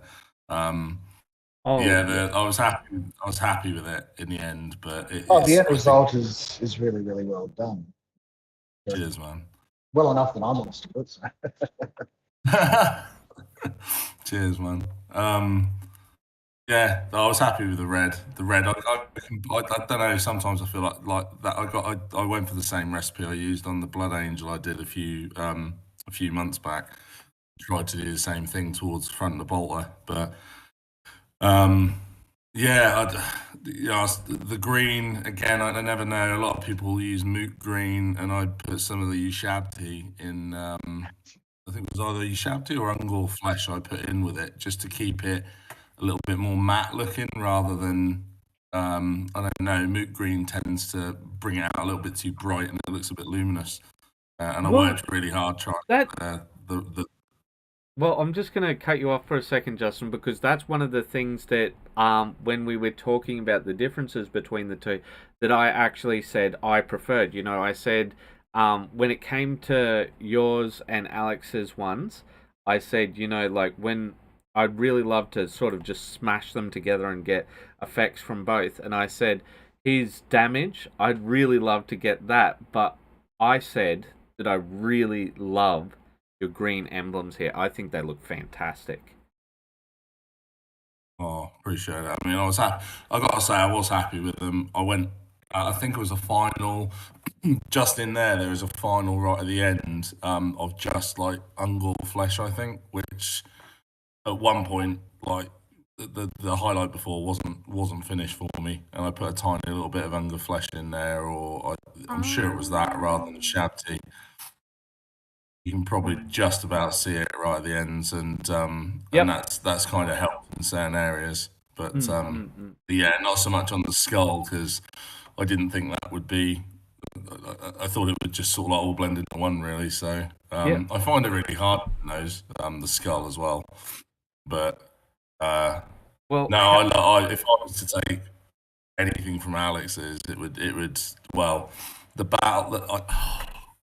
They're so good. I love them. Like I actually sat there looking at like the battle damage, thinking I can't believe how that's gone on. It almost looks like it's so good. It almost looks like that bullet one on the left hand side on the right shoulder pauldron. Yes, over that's the one I symbol. love too. Yeah. I feel that's Yeah, the one that that's really really tells good. a story, that one mark. Well, see, here's the thing. I think that there's one which is very undersold when it comes to the battle damage, which is the fact that the legs have a lot more damage than everywhere else, right? And this is what I was talking Yeah. about with the verisimilitude, right? So when it comes to verisimilitude, there's certain things, even though it's not the focus, we know that the legs would have more damage because all of the stuff's going to be ricocheting up. You know, you've got them going through all of the rubble and so on. So much terrain, And all like that. some of the times these guys are going to be kneeling down into the stuff so that they can get a better position and so on, right? But that it doesn't have that same level of focus that this does. But I'm not good with Instagram. But this bit right here on the leg and that bit right there help sell this story so much. And I think without those bits there, I don't think this bit would have been sold as well, if that makes sense. I'm really interested as to how you do it, Alex. Do you go on like, because I tried on the actual captain. I think I've got. He's still sat here half done. He was part of the squad, and then I thought, well, I'm gonna leave him because it just wasn't working out for me. I tried some battle damage on him early on the lower leg, and I kind of went with, because I really wanted to do some on these, because I don't do them on many things at all. So do you do like the highlight part of the battle damage first and then go and block in the center of it with the dark, or do you go dark and then try and get that really like small line of highlights? So I go both depending on which way I'm doing. So the knee, all around the fist, like the edge there where you're punching things, that was all blocked in with like 50-50 white and Chaptidine. Right. Then filled in with. Do you have an earlier picture of this? Does it have the No, it doesn't have the other whip with this one, does it, Alex? No, That's all right. That's all right. I was just seeing if I could show pictures of what you were speaking about while you were going on. Sure. I'm just seeing if I put something up on my page. It's if you could send just a link in the chat that we've got going, and I can bring it up on screen. Well, in a second. All good. All good. I love the amount as well. It's always the amount of battle damage, isn't it? Like you said, where you put it and how you put it. It's got to be realistic. Like bolt round or an impact round to the sort of like shoulder pauldron would just make sense, doesn't it? You know, like he'd turn his shoulder into fire and run at it, or and that makes sense. Like you're saying, Alex, you put the darker on and the lighter on, and then the dark it just looks like what you'd see chipped out of anything really. It's a wall or a piece of wood or something, doesn't it? You get those layers of paint. God, I love your work, man. I appreciate that. Thank you. With the with the line work that you see there on the shoulder, that was done with black first, then very carefully underneath the white. The same was done here with the crater on the shoulder, where I had that impact crater. That was I did that with thinned out black, and then put the white in after the fact. You can kind of see that there where I've gone a little bit. Yeah. So that was black first, then white. Because I did the freehand on that emblem as well. What? So that is amazing, by the way. I didn't think it was freehand. That does look really good, but it took a long time. But what I did if you see the very top section of the crater, I actually shadowed the emblem to sort of give I see that. I noticed that. Yeah. So that helps to sell it. Yeah, like I look at it and I know it's an illusion, right? Just like with 2D painting, but it looks so real. I thought at one point, like if you did not zoom into this picture, I really thought that he went in and really knocked the plastic in that area just to create the crack, and then just paint over it and bring out the details, because it looked too real to feel like it was just painted on. because like even over here, like I have trouble at this angle telling whether that's an actual scratch or whether that's painted, just because of the angle of the shot, if you follow what I'm saying. But that's a bit covered up for YouTube, so I'll go over here. This is the area I was speaking about just then. And, you know, it's just absolutely fantastic having both of you guys on at the same time. But for me, I just absolutely love your battle damage, Alex. But I have to say that the thing that I truly love about Justin's stuff here, right, is that overall feel. And I wanted to ask Justin, when it came to dusting the boots, one of the things that I did notice, right, is that you stopped at just the shoes. I know they're not shoes. I know it's the armor, blah, blah, blah. But I noticed that you stopped at the shoes. Did you not want to go up too much because you thought it would ruin your effect? Yeah, I just wanted to. They look too clean as well. It almost like came back to the tell a story. So they've. I am going to. So basically, I am going to put them into the base. I am going to drill out the holes and sink them into the base. I just didn't have time.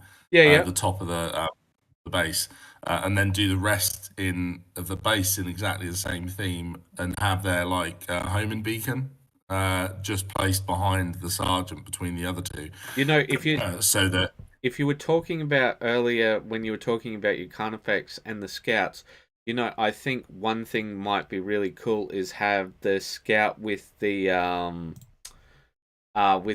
teleport beacon be there, just that one scout. Oh, that'd be cool. But yeah, one of the that'd be really good. Yeah. One of the things I think I didn't communicate it well is that with this, I was wondering, do you think you could go higher with the dust? And one of the things that I wanted to tell you about is Brushstroke's trick for actually fading out the pigment powders. Fading out the pigment powders, thank you. So what he does is he gets, like, say, a skewer stick or something like that, puts a bit of blue tack on the end of it, and dabs at the end and helps blend it so that it fades out. Because if you were thinking about that, I thought that might be a good tip, because that's the only real criticism I had, because it sort of just stops at the feet. And I thought it could be just slightly higher, like where I've got it running across on the screen. Because we talked that'd be cool. We talked a lot about them, and we talked about how we wanted to have some criticism, you know, somewhere where, you know, you could improve. There's plenty there, man. There's plenty there. I can see hundreds of every single aspect I criticise. Yes, but that's the curse of the artist. The artists always see, like, I'm sure if we go back over here and we take a look at Alex's stuff, Alex sees mistakes everywhere. But for the rest of us, we're just like, oh, fantastic. Just brilliant.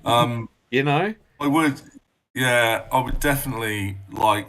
I suppose what I would love to do is to have that battle damage on there and have that read a little higher. But I kind of thought story-wise, if they've just landed and that's where they've landed, okay, all right, yeah, I think, yeah, they're not going to be battle damage. They're not going to be they've not travelled as far, so they've hit the ground. Okay. So I think ground, and that's where the beacon came in, I suppose. But yeah, I think once you've got the beacon on there, I think that will sell that story a lot better now. Because once you said that, because you know you were talking about the homing beacon, and I was sort of like, yeah, okay, homing beacon, blah blah blah.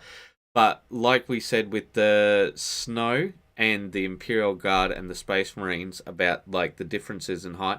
Now that you say that, that makes a lot more sense. Well, shall we He's- move on to Yeah. Jason's artwork? Yes, we will skip me completely because you don't love me. But yeah, I just did up some conversions for Whip Wednesday, and we are moving right along. All right, would you like to read out Jason's stuff? Whip it like it's hot. While I had the paints on a palette, I started on the remaining Wildercor's hunters. No heads, as I will concentrate on the faces later.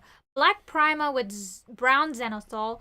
No dry brushing this time, as I'm trying to place the highlights purposefully. This is the leader with his hound. He'll be another character level paint job, building up the highlights and shadows of his cape before the weathering or dirty wash to tone it down. Looking forward to painting the dog as well. Yes. Yes, doggos are quite good. We've got doggos. Yes, we just printed up a whole heap of dogs, but we will throw it to our guests, and obviously these are whips, but give us your thoughts. Would you like to go first, Justin, and then Alex? Yeah, I like the way that he's done the zenithial kind of highlights and then works to try and get that cloak. The cloak's really, really great work. Really good blending. I think he's layered that quite a lot rather than glazed it, which is and probably transitioned through the colours from dark to light. And I think he's kept that redness, that kind of dirty redness, browny red, which is nice compared to what I've done in the past, and kind of gone a little bit too pinky with the red, which is a real mistake a lot of people go into, just adding whites and lighter colours to it. So I like that. The teal, that teal undergarment as well, the shirt, I think that's awesome. I think if he keeps those contrasts with the shirt on the front and the darkness in the shadowed area, put some color in there, but definitely keeps that contrast going. I think that's going to be brilliant, especially where the dog's jumping up and you can see there's a lot of darkness just to the inside of the dog on his right leg. Yeah, I think those shadows really help it. And if he hits the highlights and finishes that off, it's gonna be a lovely piece. All right, shall we throw to Alex? Yeah, I concur. The highlight that he has on the cloak is really, really well done. Especially like on the fringe here, that he's caught that sort of the edge highlight. Not that he's actually edge highlighted, specifically like GW style, but it provides that lovely contrast, as you said, between the red and the teal. Everything's very readable. The contrast is good. Pops. The contrast between the saturation and the vibrancy and the values is just excellent. Well, I am going to concur with my honourable colleagues, the learned Mr. Justin and learned Mr. Alex. Yes. Because I don't think that there's anything really that I have to add. The only thing I would say is, like, the dog is very shadowed here, and the only thing that I note is just a bit of a gap there on the model. Yeah, but maybe that's not too much of an issue. We've got to remember, like that won't be seen as much. But if you're aiming for character level, I think gap filling is something that you have to do, unfortunately. It's just part of the process. But I think about time to move on. Are you ready to read? It's Will Smith. Oh, did you know we have a celebrity on here? Celebrity Will Smith. With unfortunate news, in the marriage department. But other than that, just take up his wife and you'll be fine. All right. All right. Would you like to read it out, honey? Before I begin this post, I am legally obliged to tell you that this post is sponsored by the Shadow Wizard Money Gang. Hashtag Whip Wednesday. By Big Z Tweet. We can't make Henry laugh. This happens every time. He dies. Yeah. Once again, like a choo-choo train, if you said. Working on the acolytes. They're more or less table ready. I just want to add some highlights and details before I get them out. My biggest achievement this week was my Magister. I really like the color scheme on this guy, and I'm super happy with how some of the details look.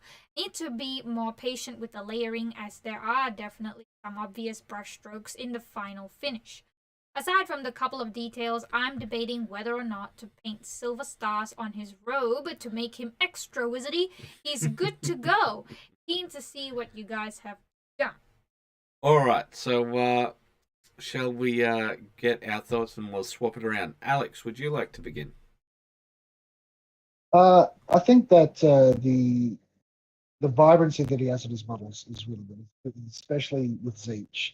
Yeah. He's all about vibrancy and technicolor colors and just psychedelics and mucking with the brain. So, really, really good, especially on this mixture. Really just slaps you in the face with that color, and that's what you're after. The blue on the disc there is excellent with the tiny little specular white highlights that he has there. Yeah. Just 10 out of 10. I love it. Yeah. Very neat in the face. I love the contrast there, and amongst the definition of all these facial features is just really well done. The yellow eyes fits well with the complements nicely with the clothes that he has. Yeah. I mean, it's a really, really well done model. The tips of the flames down the bottom having the gold is a bit of a eyebrow raiser. I'm not sure what he's going for. Is that here? No, closer to the base. Base. Oh, I see the little bit of tips of some. The tips of the flame is like black. A lovely gold. Oh, I think it's gold, isn't it? Yeah, I'm not too sure. No. So I see what's happened, right? So he's is this a blue dress, black dress scenario? Yeah, so he's gone to paint it black, and that's been rubbed off probably by handling.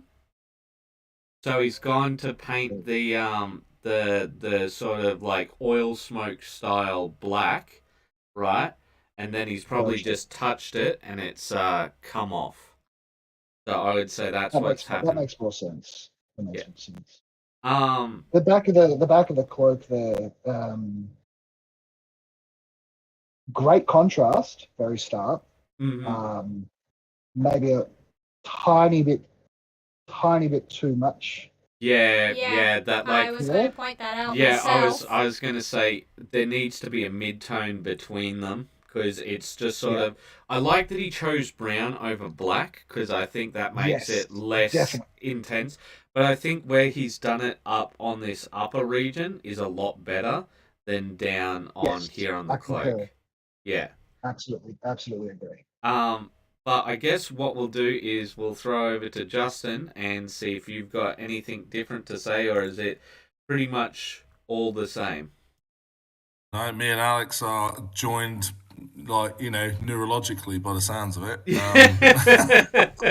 Honestly, it was a bit like when we were on before. Everything he's saying, I'm sat there going, yep, nodding away, going, yep, totally agree. And I do totally agree. I think. I don't know. There is nothing else I can really add there. I love the blue. Exactly like Alex said. I think it's really quite well done. Didn't have to glaze that into too much. I think he's got the dark areas and everything, and the white speckles of light. I mean, we're looking at it quite close here. So from tabletop perspective, yeah, I'll bring it back to here, and we get a better idea of how it would look. And even if we go here, see, like, it all blends together. Like, unfortunately, I think there's your 3-foot perspective. Right? Yeah. I think unfortunately that there's a bit of a focus error here because these poor acolytes weren't shot at all. That's why I wasn't really using this image here.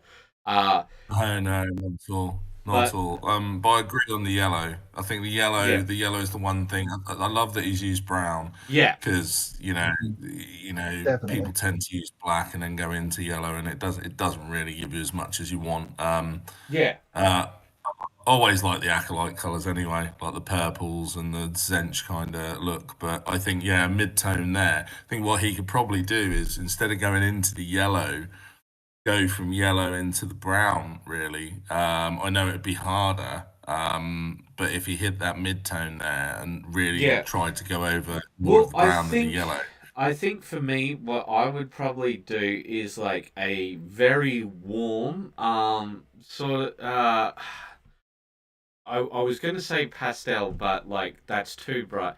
But a warm mid-tone brown instead of this sort of Mm. very deep brown. Maybe Yeah. like the color that's up here, which is probably just the exact same color but more painted over.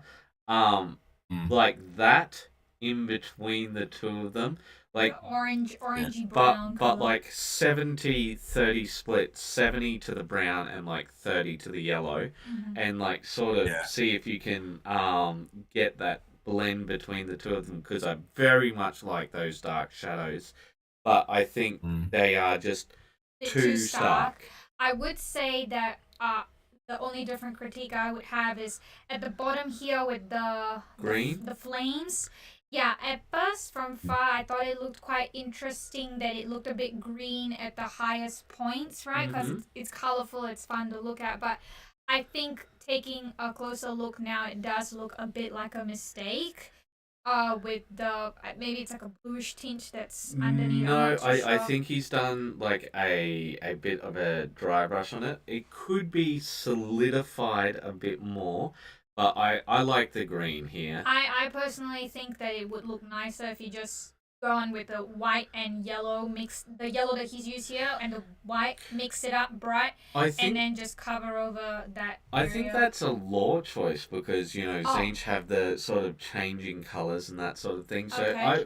I don't mind the green, but I think we've sort of twisted out wrung out every bit of information we can. One very last thing I just want Oh to yeah, encourage yeah, Will. go for it. If he wanted to really try and push himself, I would encourage him to try and experiment with wet blending Yeah, between the yellow and brown and see if he can get that. Like, I wouldn't encourage him to try it, like to test it and learn it on the model, but take a model that you don't really care as much about and try your best to try and tackle wet blend, and then try your best to see what you can do with a bit of wet blending between the yellow and the brown.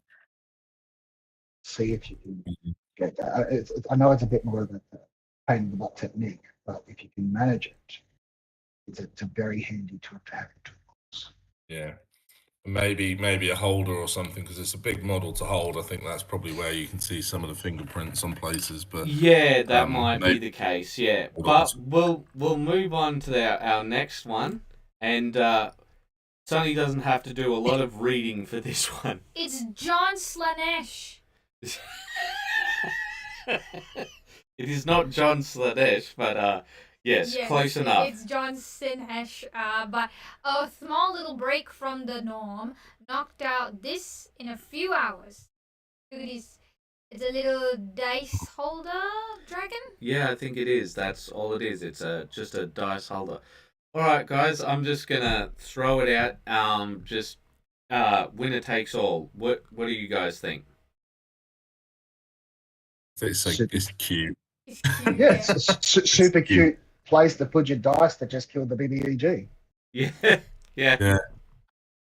Maybe a really watered down purple wash or something over the blue, and then just tiny little highlights over the eyes and face and the spine. Would be the only thing I'd do with that. It's such a smooth color that he's got on there. It's it's wicked. Really like it. I'd be interested to know if he did this solely with a brush or used an airbrush. Yeah. It looks Well, like it looks airbrush. it looks all airbrushed for this stage, but then I think he goes on to do so we see some of the steps here. So he starts out with a white Zenithal Prime. Yeah, and then I think what we see is he's put the well, see, judging from the overspray, it looks like after that he put the blue on top of that, and then he just did some highlights towards the end manually. But yeah, I think it looks really good. I would agree with Justin. It does require a little bit of, maybe a tiny bit of pin washing here and there just to break up the elements, because it is all just one whole blue thing. It could use a bit of separation amongst the different parts of the dragon. at the very least. Yeah, yeah. But there's nothing really wrong with it. I think like Alex said, with the tabletop thing that I did, it did its job. Yeah. It's doing its job. 100%. All right, next up, We've got finally, James gets his full feedback for this one. Would you like to read it out? Wanted to finish them before Friday, but ended up coming up ahead. Living Mystique, Living Storm, and Zombie Cyclops all finished with the highlights on Storm's white hair. Mystique's red hair and some red wash on Cyclops' skin, with the paint around the bases to mark what type they are in the game. Let me know if I am annoying anyone with all these posts. No, you're not annoying anyone with these posts. This is great. This is fantastic. This is what WAYPN is about. So, with that said, should tell Joseph to open up his own page. But yeah, so if you'd like to give us your feedback, guys, how about we start off with Justin this time? Storm in the middle is the face. Just holds my attention. So all three of it. I think the where you want to be looking, I think I'm looking. I really like the skin tone that he's used. Really like what he's done with the kind of stormy kind of base as well with the greys. But the face has got my attention straight away, and the skin colours there I think worked really, really well. And not tried to go overboard with turning the black cape into something grey either, and highlighting that, which would maybe merge it a little bit in with the hair and everything that's kept really dark. So yeah, I think the highlights on that just work really, really well. All right, I agree with I that. agree with I agree with you what you're saying about the face. It's done really well. I think, and this is me just being a nitpicker at this stage, but I think the model is let down by the fact that you didn't get rid of the mold lines. Yeah, well, so okay, I'm gonna defend James on this because these are soft plastic. So I know. I don't know. I don't know. So like I think that I've done work with soft plastic before as a commissioner, and somebody had to go at me about it. And see, the thing is, do you guys remember that pink and blue model that I did for that competition? So I removed some mold lines on that, and I just lost a heap of detail. And like the issue is like it's so much more difficult because they're much more likely to tear. And if you've got a sharp knife, if it's too sharp, you're going to lose detail. If it's not sharp enough, you're going to tear it. So for me, I don't think it's worth removing the mold lines on soft plastic models. I think that's just one of their limitations. That is a personal thought. Like that's not me saying I think that this is definitive, but that's my thought. I'll leave you guys to give your counters. Yeah, I hear what you're saying. I think that like where you see the mold lines in the hair of Storm. Yeah. Being it plastic and soft plastic, sure, leave those ones. But one that's perhaps so obvious and so large and so prominent on the thigh. Yeah. Maybe just try your best to take that 5 to 10 minutes to really, really carefully just remove that one. That's something so plain and obvious. Yeah, so I'd agree with that. I would also agree with that just because it's an open surface. Yeah, it's smooth, there's no details, so you can't really quote unquote mess it up there. Yeah. But yeah, I think anywhere else it would be a problem. Yeah, because hair is where I lost my detail in the previous one. So when you're saying it like that, yeah, I would agree with that because you're not wrong. You're not wrong about that. It is quite obvious there. But I think for the most part, like I look at these, right, and I think you really went above and beyond with a lot of these because was it I 100% agree. Was it you who I had on, Justin, when we had this conversation? We had a bit of a back and forth, and I said then something along the line, oh yeah, he's got another 200 or so models still up, and you're like, it's fantastic, he's done great. Oh, it was Rowan, yeah, because I was having that conversation. Yeah, because he said pretty much exactly the same thing you did. Yeah. Because he was just like, I know it's tabletop, but like that mold line, I really think you could fix that. And then he's like, but there's 200 of these. And then he's like, okay, it's done. Let's move on. Well, I mean, in that context, I concur. I just wanted to say as well, I mean, if you go to the next picture. I will. And we look at Cyclops and those pox bubbles, the blisters. Oh, that is excellent work. The red wash, the redness underneath it and whatnot, just excellent. It looks disgusting. Which is it does. It looks almost like maggots. Really good job. Really good job. Yeah, and like sorry, just to cut you off there. I think Justin wanted to say something earlier, but we didn't. We might have cut him off. So. Oh no! Don't worry. I have a lot of Teams meetings in my job, so I get used to sort of like pick it when I jump in and when I don't jump in. Plus delays and stuff. So I think that's perfect. So Sergeant T says that we have that echo again. I'm unsure on how to fix that, guys. At least while we're live. Yeah, because the last time when we did the test recording before we went live, we had that, and to fix that, we have to close the OBS and then start it up again. So that would mean this live stream would be cut short. Yeah, so I'm just looking at back in the back end a bit, seeing if there's a pause button, but I don't see a pause button. So when I think it comes to live streams, unfortunately, I think we're going to have to live with that. So with that in mind, I think we'll try and speed along and finish our last 3 posts with a bit more haste than we have with the other ones. Justin, was there something you wanted to say previously? It was... I think my headset's trying to connect. It was just the mold line.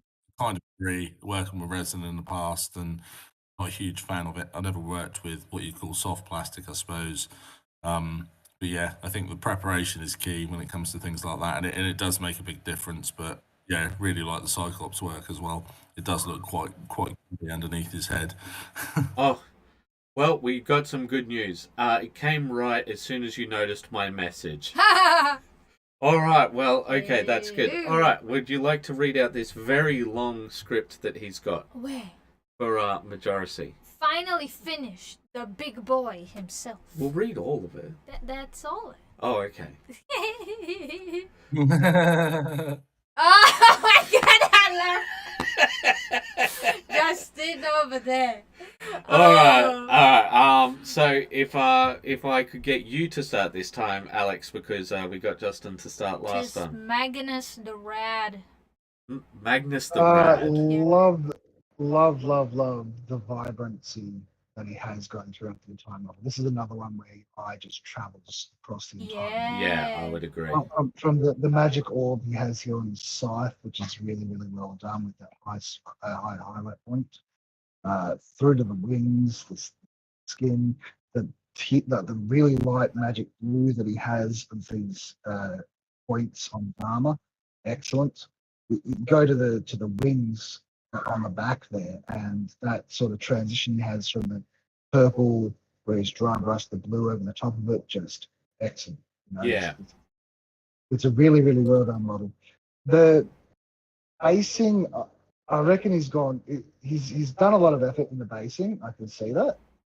I think that it could benefit from a little bit of extra time. I would agree. Like, so I think, unfortunately, I would even take it further because I am pretty much the basing guy. When I look at this, I'm not trying to be harsh. but it just does look like you smashed texture paste all over it, and you're sort of like done. And I think, unfortunately, that takes away a lot from your paint job. I think this basing is the equivalent of the mold line sort of thing with the previous models. Right. Because we see he's put all of this work into like some very subtle OSL down here, and over here he's got some nice OSL. But what is it coming off?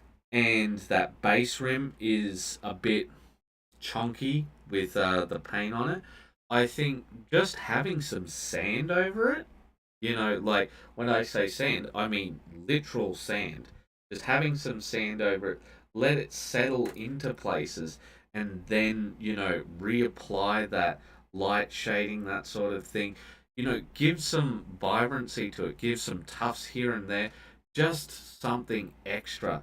Nothing crazy, right? Just some more basic stuff, because as it stands, it takes away from all of this work here, because there is so much work that has gone into this paint job, as you were saying before, Alex. But I'm going to throw to Justin because I'm sort of taking over. I know I do that when I talk about bases. Not at all. No, I agree that my eye just doesn't know where to settle. It keeps moving around. I really love the OSL effects that he's gone for, especially on the leg and the underside of the wing. The back of the wings, delicious. Like the purple, the dry brush work there is really, really difficult to do those. And the red, he's kept the red quite uniform across the body. I think maybe a little bit darker shading in certain places and a bit more highlight on the hand. But you can see he's tried to do that, so it's really good work. What do you White think cloth, about color? really well done. He's not gone.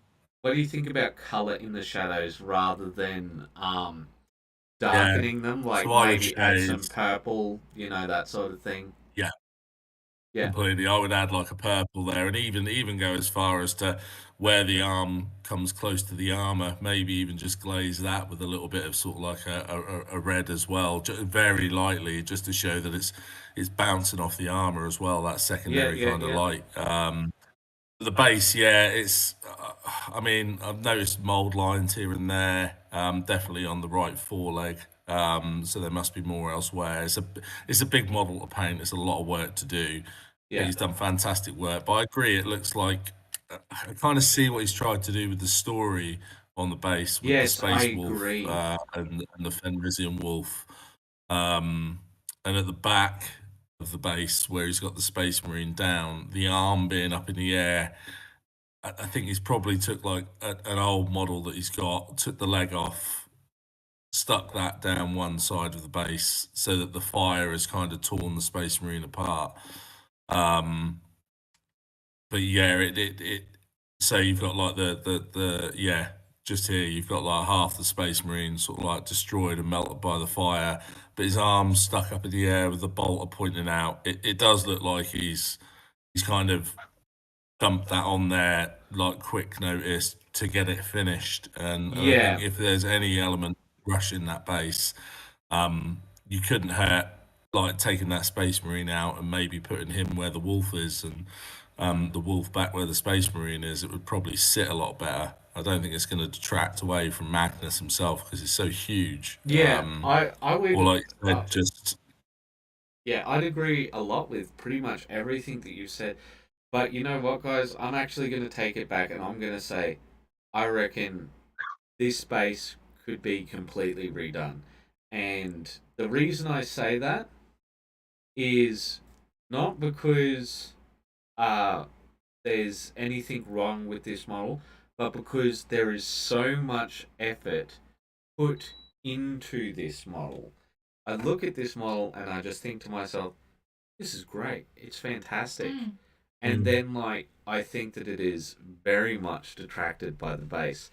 And look, I think if we're honest and majority sees this, I think he's probably going to say something similar. He just probably, as you said, just wanted to get it done. Yeah, because the wolf himself doesn't really look painted well. Well, not to the same level of detail and just just things like that. I think, like everyone said, I think we hit as much as we can on this guy. I just want to give one last compliment. Oh yeah, go for it.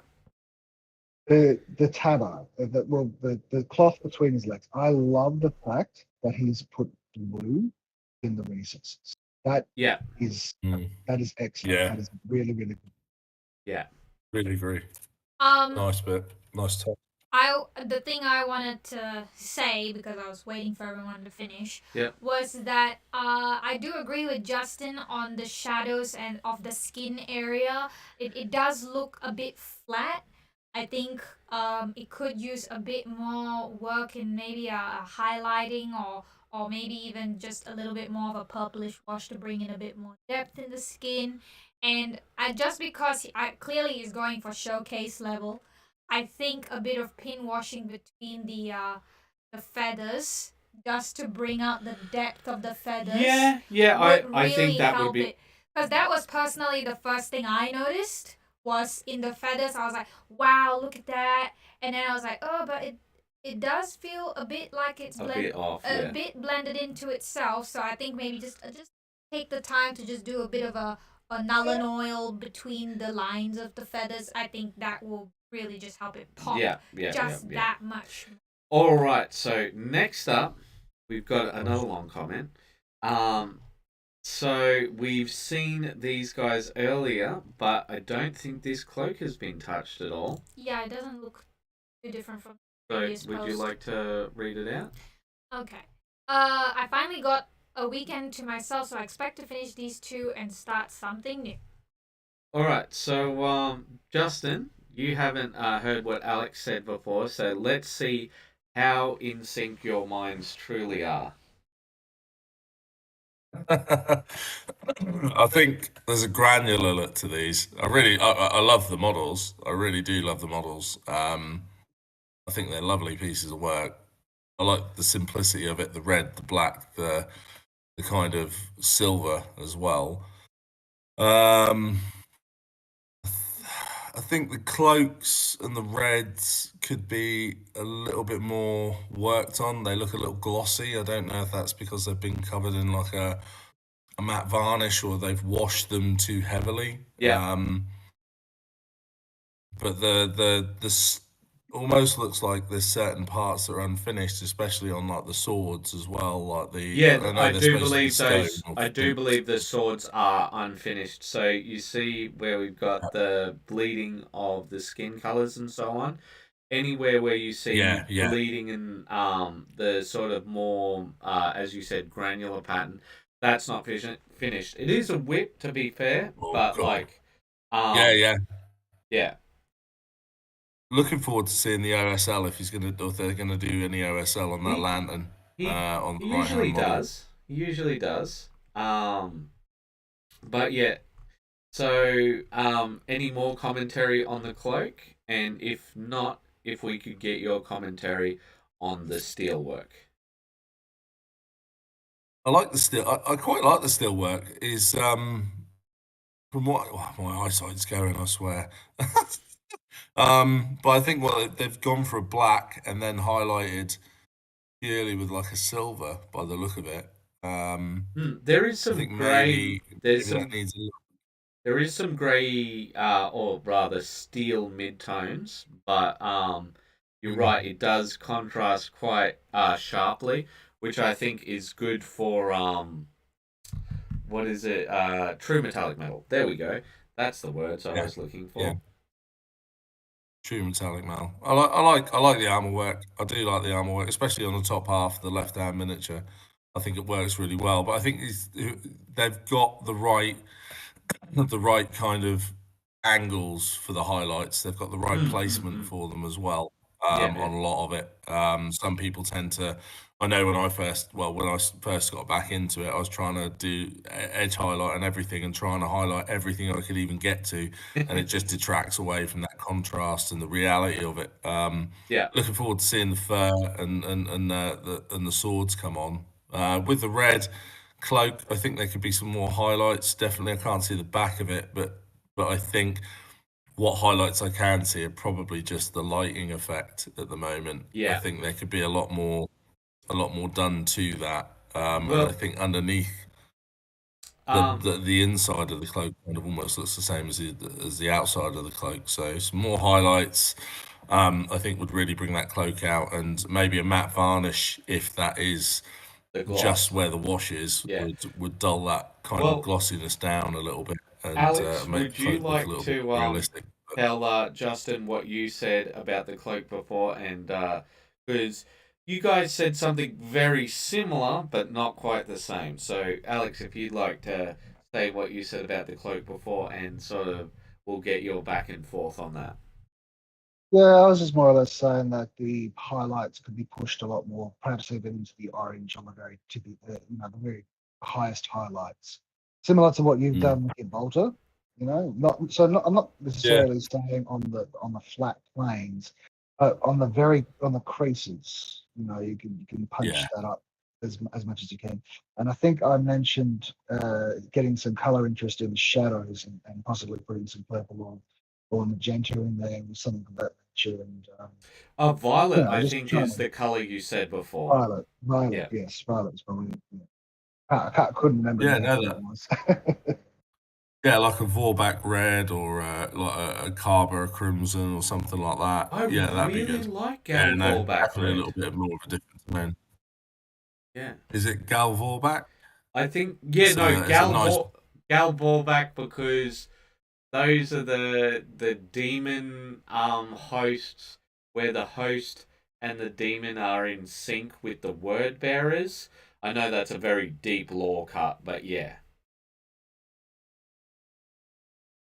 Yeah, no, that'd be good. No, I agree. Yeah, I agree. Maybe, like they said, I think the only highlights I'm seeing there are from the light. So I agree with Alex. If they were to push those highlights, especially on the bit kind of cowl around his face and the real top edges, you wouldn't have to do anything else with the rest of the underside of it, obviously, because it's not getting that light, is it? That light effect, and right to the edges. Yeah, I think that looked brilliant. I'd love to see a picture of it from behind as well. Yeah. That sounded rude. Well, speaking about being kind of rude, I'm going to have to ask everybody to put their politest faces on, because it's time for our junior members. A few weeks ago, some junior painters showed off their work, which motivated my two boys to paint again. My sons created these monsters using bits from the Warhammer Bits box and painted them themselves. My youngest, 5, created and painted the two-legged monsters, while my eldest, 8, designed and painted the four-legged monsters. He also had his first try using ink washes and dry brushing. So, what are we thinking, boys? So I think it was Justin who got to start last time. So we will start with Alex this time. The creativity is awesome, especially getting the youngest into the body. The 8-year-old does a better kit bash than I do. That monster looks awesome. I'd be proud to have it in my Tyranid army. Yes, that's what I thought. I thought it was really good too. Make this the coconut crab. Oh, you know what? I reckon. Well, I mean, it wouldn't be a bad coconut crab, especially in that sort of curled up underneath sort of pose. You know what? You're not wrong. But I think if it had a better paint job, this conversion would be just, absolutely, over the moon, because I think the conversion is just spot on. I think guys just jumping in there and getting creative, that's fantastic. That's what's going to make sure that our hobby doesn't die out. Just the youngsters coming in and going for it, as we said on our last video. What I'd love is some better, well-lit pictures of this of these guys, because I can't really see too well on some of the details and the colors on my one. So I think, well, it seems to show up a bit better on Henry. But I think some just still shots would be nice to really take a look at what it looks like. But it seems to be shrouded a bit in shadow. But I do know that the boys do watch the thing. So can we get Justin's thoughts on them? I can't love these enough. Absolutely, it's almost like if I was given these parts when I was their age, I think I'd just be in awe. Like I genuinely agree with with Alex here. That one there, both of them, I think they're just they scream tyrannid. They scream like, it's gonna kill me. It's coming at me. Oh, yeah. It's terror. It's exactly what you want. That's what they're there for. I think there's such good conversions. Yeah. I wouldn't even thought of that. Wouldn't even thought of it. Especially, I mean, crab legs on that. Yeah. Well, I was just going to say, especially remembering the fact that 5 and 8. 8. 5 and 8. Yeah. No. Awesome. That is so good. Well, very, very proud. Like I remember my first models, and do you guys know that meme Space Marine where the eyes are pointing in the different directions and all of that thing? Yeah. I look at that guy and I'm like, he was a true genius, that man. If I look back on my early paid jobs. But yeah, so like we usually do at the end of each thing. So first up, Alex, you brought up something earlier, and I've had this sitting in the background for a long time. You were talking about how the Artisan Guild has that exact sweet spot for miniatures, and if you'd like to go into that a bit, and then I'm gonna throw another question out there. Yeah, 100%. So, like I was saying, as Games Workshop's gotten better and better at making the models, they've just added more and more to the point where, like I was saying, straps on purity seals. Yeah. And it just gets to be a bit excessive. Whereas I find, at least with Artisan Guild or Artisan Guild, where it's not lacking for details, but it's not overabundant in details. It's got good textures to allow for, excellent slap chop paint jobs, but also they do busts and whatnot, so you can go 100. Basically you can go as hard as you want to on these, and yeah, I as quick as you want to saying. on these, and still come up with excellent results. And I've just found that Artisan Guild, because I am cursed as being the forever dealer. And so I have literally printed and painted well over 100 of their models. And right now not that I'm shelling out or simping for them, but on their Patreon at the moment, they've got a whole bunch of really awesome. I'm just gonna interrupt you for a second, Justin, on just that. I think, unfortunately, that's one part of our hobby I would like to seek to correct, right? You're allowed to love things. And I think, unfortunately, we've got an undercurrent in our hobby where people say, well, if you celebrate something, you're being a shill for it, and that sort of thing. And I don't think you're being a shill for it. I think you're a very honest and genuine person, right? Just like a lot of our people here, they just love certain things. And when we love certain things, we just can't help but share them. And so I don't think it's shilling. I think that, it's perfectly fine. I'd like to share a personal opinion, like taking a look at these, right? Like it's gotten me excited to paint them because like I can already imagine how I would paint some of these, because we have a subscription with Raging Heroes. Yes. And for a long while now, until recently, did I admit to Henry when we were doing the Valentine's Day models that, it didn't matter if it was the 3D printed files or the ones that we buy off them with the 3D casted ones. It just was such a pain to paint a lot of these details. They were super detailed. They were a bit too detailed for their scale, to the point where, like, at some points you were just like, okay, I just want this done and over with, and you're so worried about breaking certain parts because of how fine it was. And I take a look at the thing that you've sent, and I feel so excited. It almost feels like how Genuine Vision goes after his Moonstone game. Yeah. It has that similar vibe, and I'm just like, I I want that. Like, I saw the wizard and I was like, I want that wizard for my Frostgrave warband. And like, yeah, I think Henry is pulling up the Raging Heroes. Guys, I mean, take a look at this. Can you imagine if you have a 3D print, the supports, peeling off supports on that? Like, I know that you're pointing at it. If you can just point at the pictures. The hair curls at the bottom. Oh yeah, the hair curls at the bottom. I now that I know what I know, I look at this now and I just feel stress. That is all I feel when I look at this model. I think now. Like what I love about Heroes Infinite is I love like that they are a super detailed alternative to Games Workshop. I think they're detailed like Games Workshop, but in a different way. They have more realistic proportions, and I think the other thing that I really like about them is they've got female models that look like females. Yes, and don't look like unfortunate people, shall we say, with the Games Workshop sculpts. But yeah, like I do agree, they're super detailed, and you've got to be like sort of prepared for them the same way you got to be prepared for a Games Workshop model. But I'm sorry we went on a very long tangent, so if you would like to say some more, Alex. Yeah, well, just picking up on what you said there, the other good thing about Artisan Guild is that they have an excellent variety of male and female sculpts. So if you're looking for the sculpts, Artisan Guild generally have some.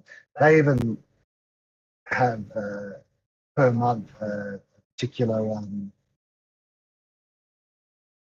good-looking female sculpts. We're pinups. Yes. You found them right there.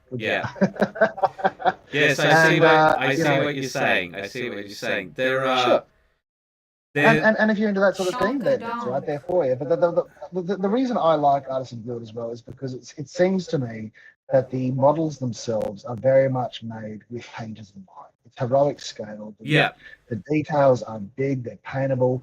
They've got small.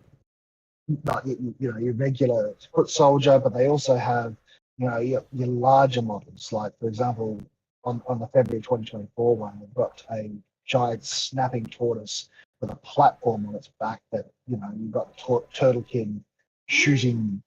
And they'll be Lizardmen replacements or alternatives, correct? Well, if you want to go that way with Warhammer and whatnot, but also like if you're into D&D, that's what I thought. D&D. And you need Turtlekin, or you just want to make an enemy tribe of Turtlekin. These guys are all perfect. They've got cavalry. They're snails, and the snails look absolutely insane. They have fangs and every damn thing, like troops going bonkers. They're just the imagination, the creativity. They're goblins because everyone needs goblins. Yes, agreed. There's more varieties of goblins. We need more. Fantastic. Oh, I see. Even the dragon ladies get the. Honey, we can't do that. Everyone gets family friendly. Everyone gets the treatment. Even the. I don't think there's anything shown. Yeah. Nothing shown. But. Okay. Alright, well, so we've sort of taken over for a bit. Justin, would you like to comment on any of this for a bit? Yeah, first off, I think Alex is obviously aware of it, as we all are, of like that's almost like tribalistic thing within the hobby where people, if you're not like mainstream, it's very almost political to a degree. Some people think if you're not with us, you're against us. It's so, if you don't like the Games Workshop stuff, then you're not a real purist. And I've seen that and heard it with young kids as well in the hobby. I think the kind of Warhammer stores that I go to tend to discourage that. They're actually really open-minded, especially around here in the UK in Norfolk. They're not obviously out going, go buy our competitors' products, but they understand that there are a lot of other products out there, a lot of other sculpts and artists, and looking at this stuff, it makes me want to buy a printer. I haven't got a printer. I want one, but I'm kind of, you know, I know that once I get into it, I'll have a wall of grey stuff sat there and resin ready to paint. Yeah, we But try no, and avoid that. Alex obviously recognises it. Yeah, Alex recognises it. I think I'd probably just buy them outright and then build them, or get someone to print them and send them to me all prepped. But yeah, I think it's a kind of a concern. I suppose it's a concern, really, isn't it? Being honest and open about what you do and don't like, and some Yeah. people can be Well, very. So People forget that, like, you know, if you're more one way than you are the other, like, it's very left wing, right wing thing, but the wings are still connected to the middle of the bird. So we yeah, all no. love the hobby. We've all got Well, different loves and different variations and different, like, appreciations. So, you know, accept people for what they like and just move on. And maybe you'll learn that, like, even just watching this and listening to everybody talk for the last few minutes, these turtles, there's a tyrannid kind of looking one as well, which you brought up initially to start with. oh Oh my yeah, lord, I know I want it. I want it this so one, bad. yeah. Mhm. So one of the things that I sort of wanted to say with all of this, right? I think one of the biggest things is just don't tamp down on what people love, because I think Yeah, yeah, yeah. that's sort of like, I'm not sure if all of us can remember, but there was some moment where you were a kid, right? And you're just like, oh man, I really love blah blah. And, I'll put my hand up and say I got dragged in. So when I was a kid, I liked Power Rangers until my cousin said that it was all childish and stuff. And then, I ended up destroying my Power Rangers toys with a golf club because of my cousin, just to get that level of approval. Mhm.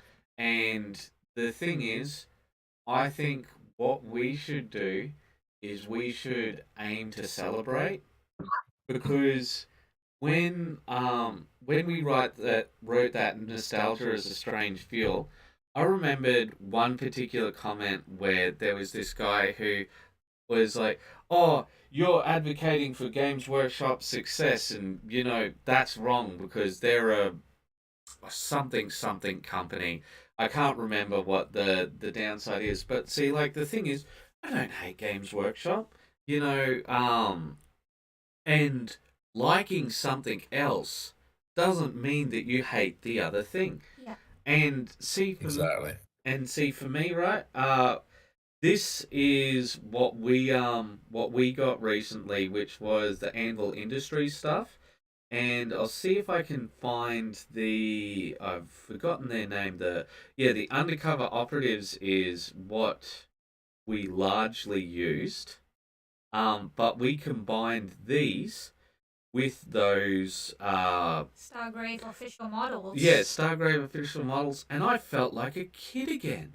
I felt like, Yeah. I'm combining all these things, and like I'm just It gonna. really feels like, this is the guy's version of the girls dress up, pop out dolls things, where Yeah. that you have a paper book with a doll and you can pop out these different dresses and different accessories and mix and Yeah. match. But this is like next level, you get to print it, you get to clean it, do whatever, all Yeah. the steps, and then you piece them together, prime it, paint it. It's a whole thing. Yeah. And Yeah. it's such an enjoyable process, the detail, the finer details and all that. Yeah, and I'm just gonna have this up while we talk going through it, and just those little things, just being able to feel free again, feel like you're a hobbyist again.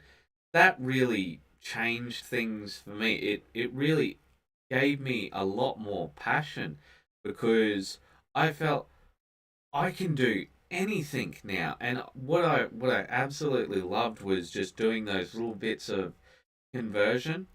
And I think with what Alex said, right, that that's such a human reaction to a lot of the negativity we have out there. Like we said, we try not to have toxic positivity. We're not like, oh, everything's great, everything's perfect. Like, obviously, we condemn Games Workshop when they do bad things, but we also applaud them when they do good things. And I think this is the key difference, right? It's not about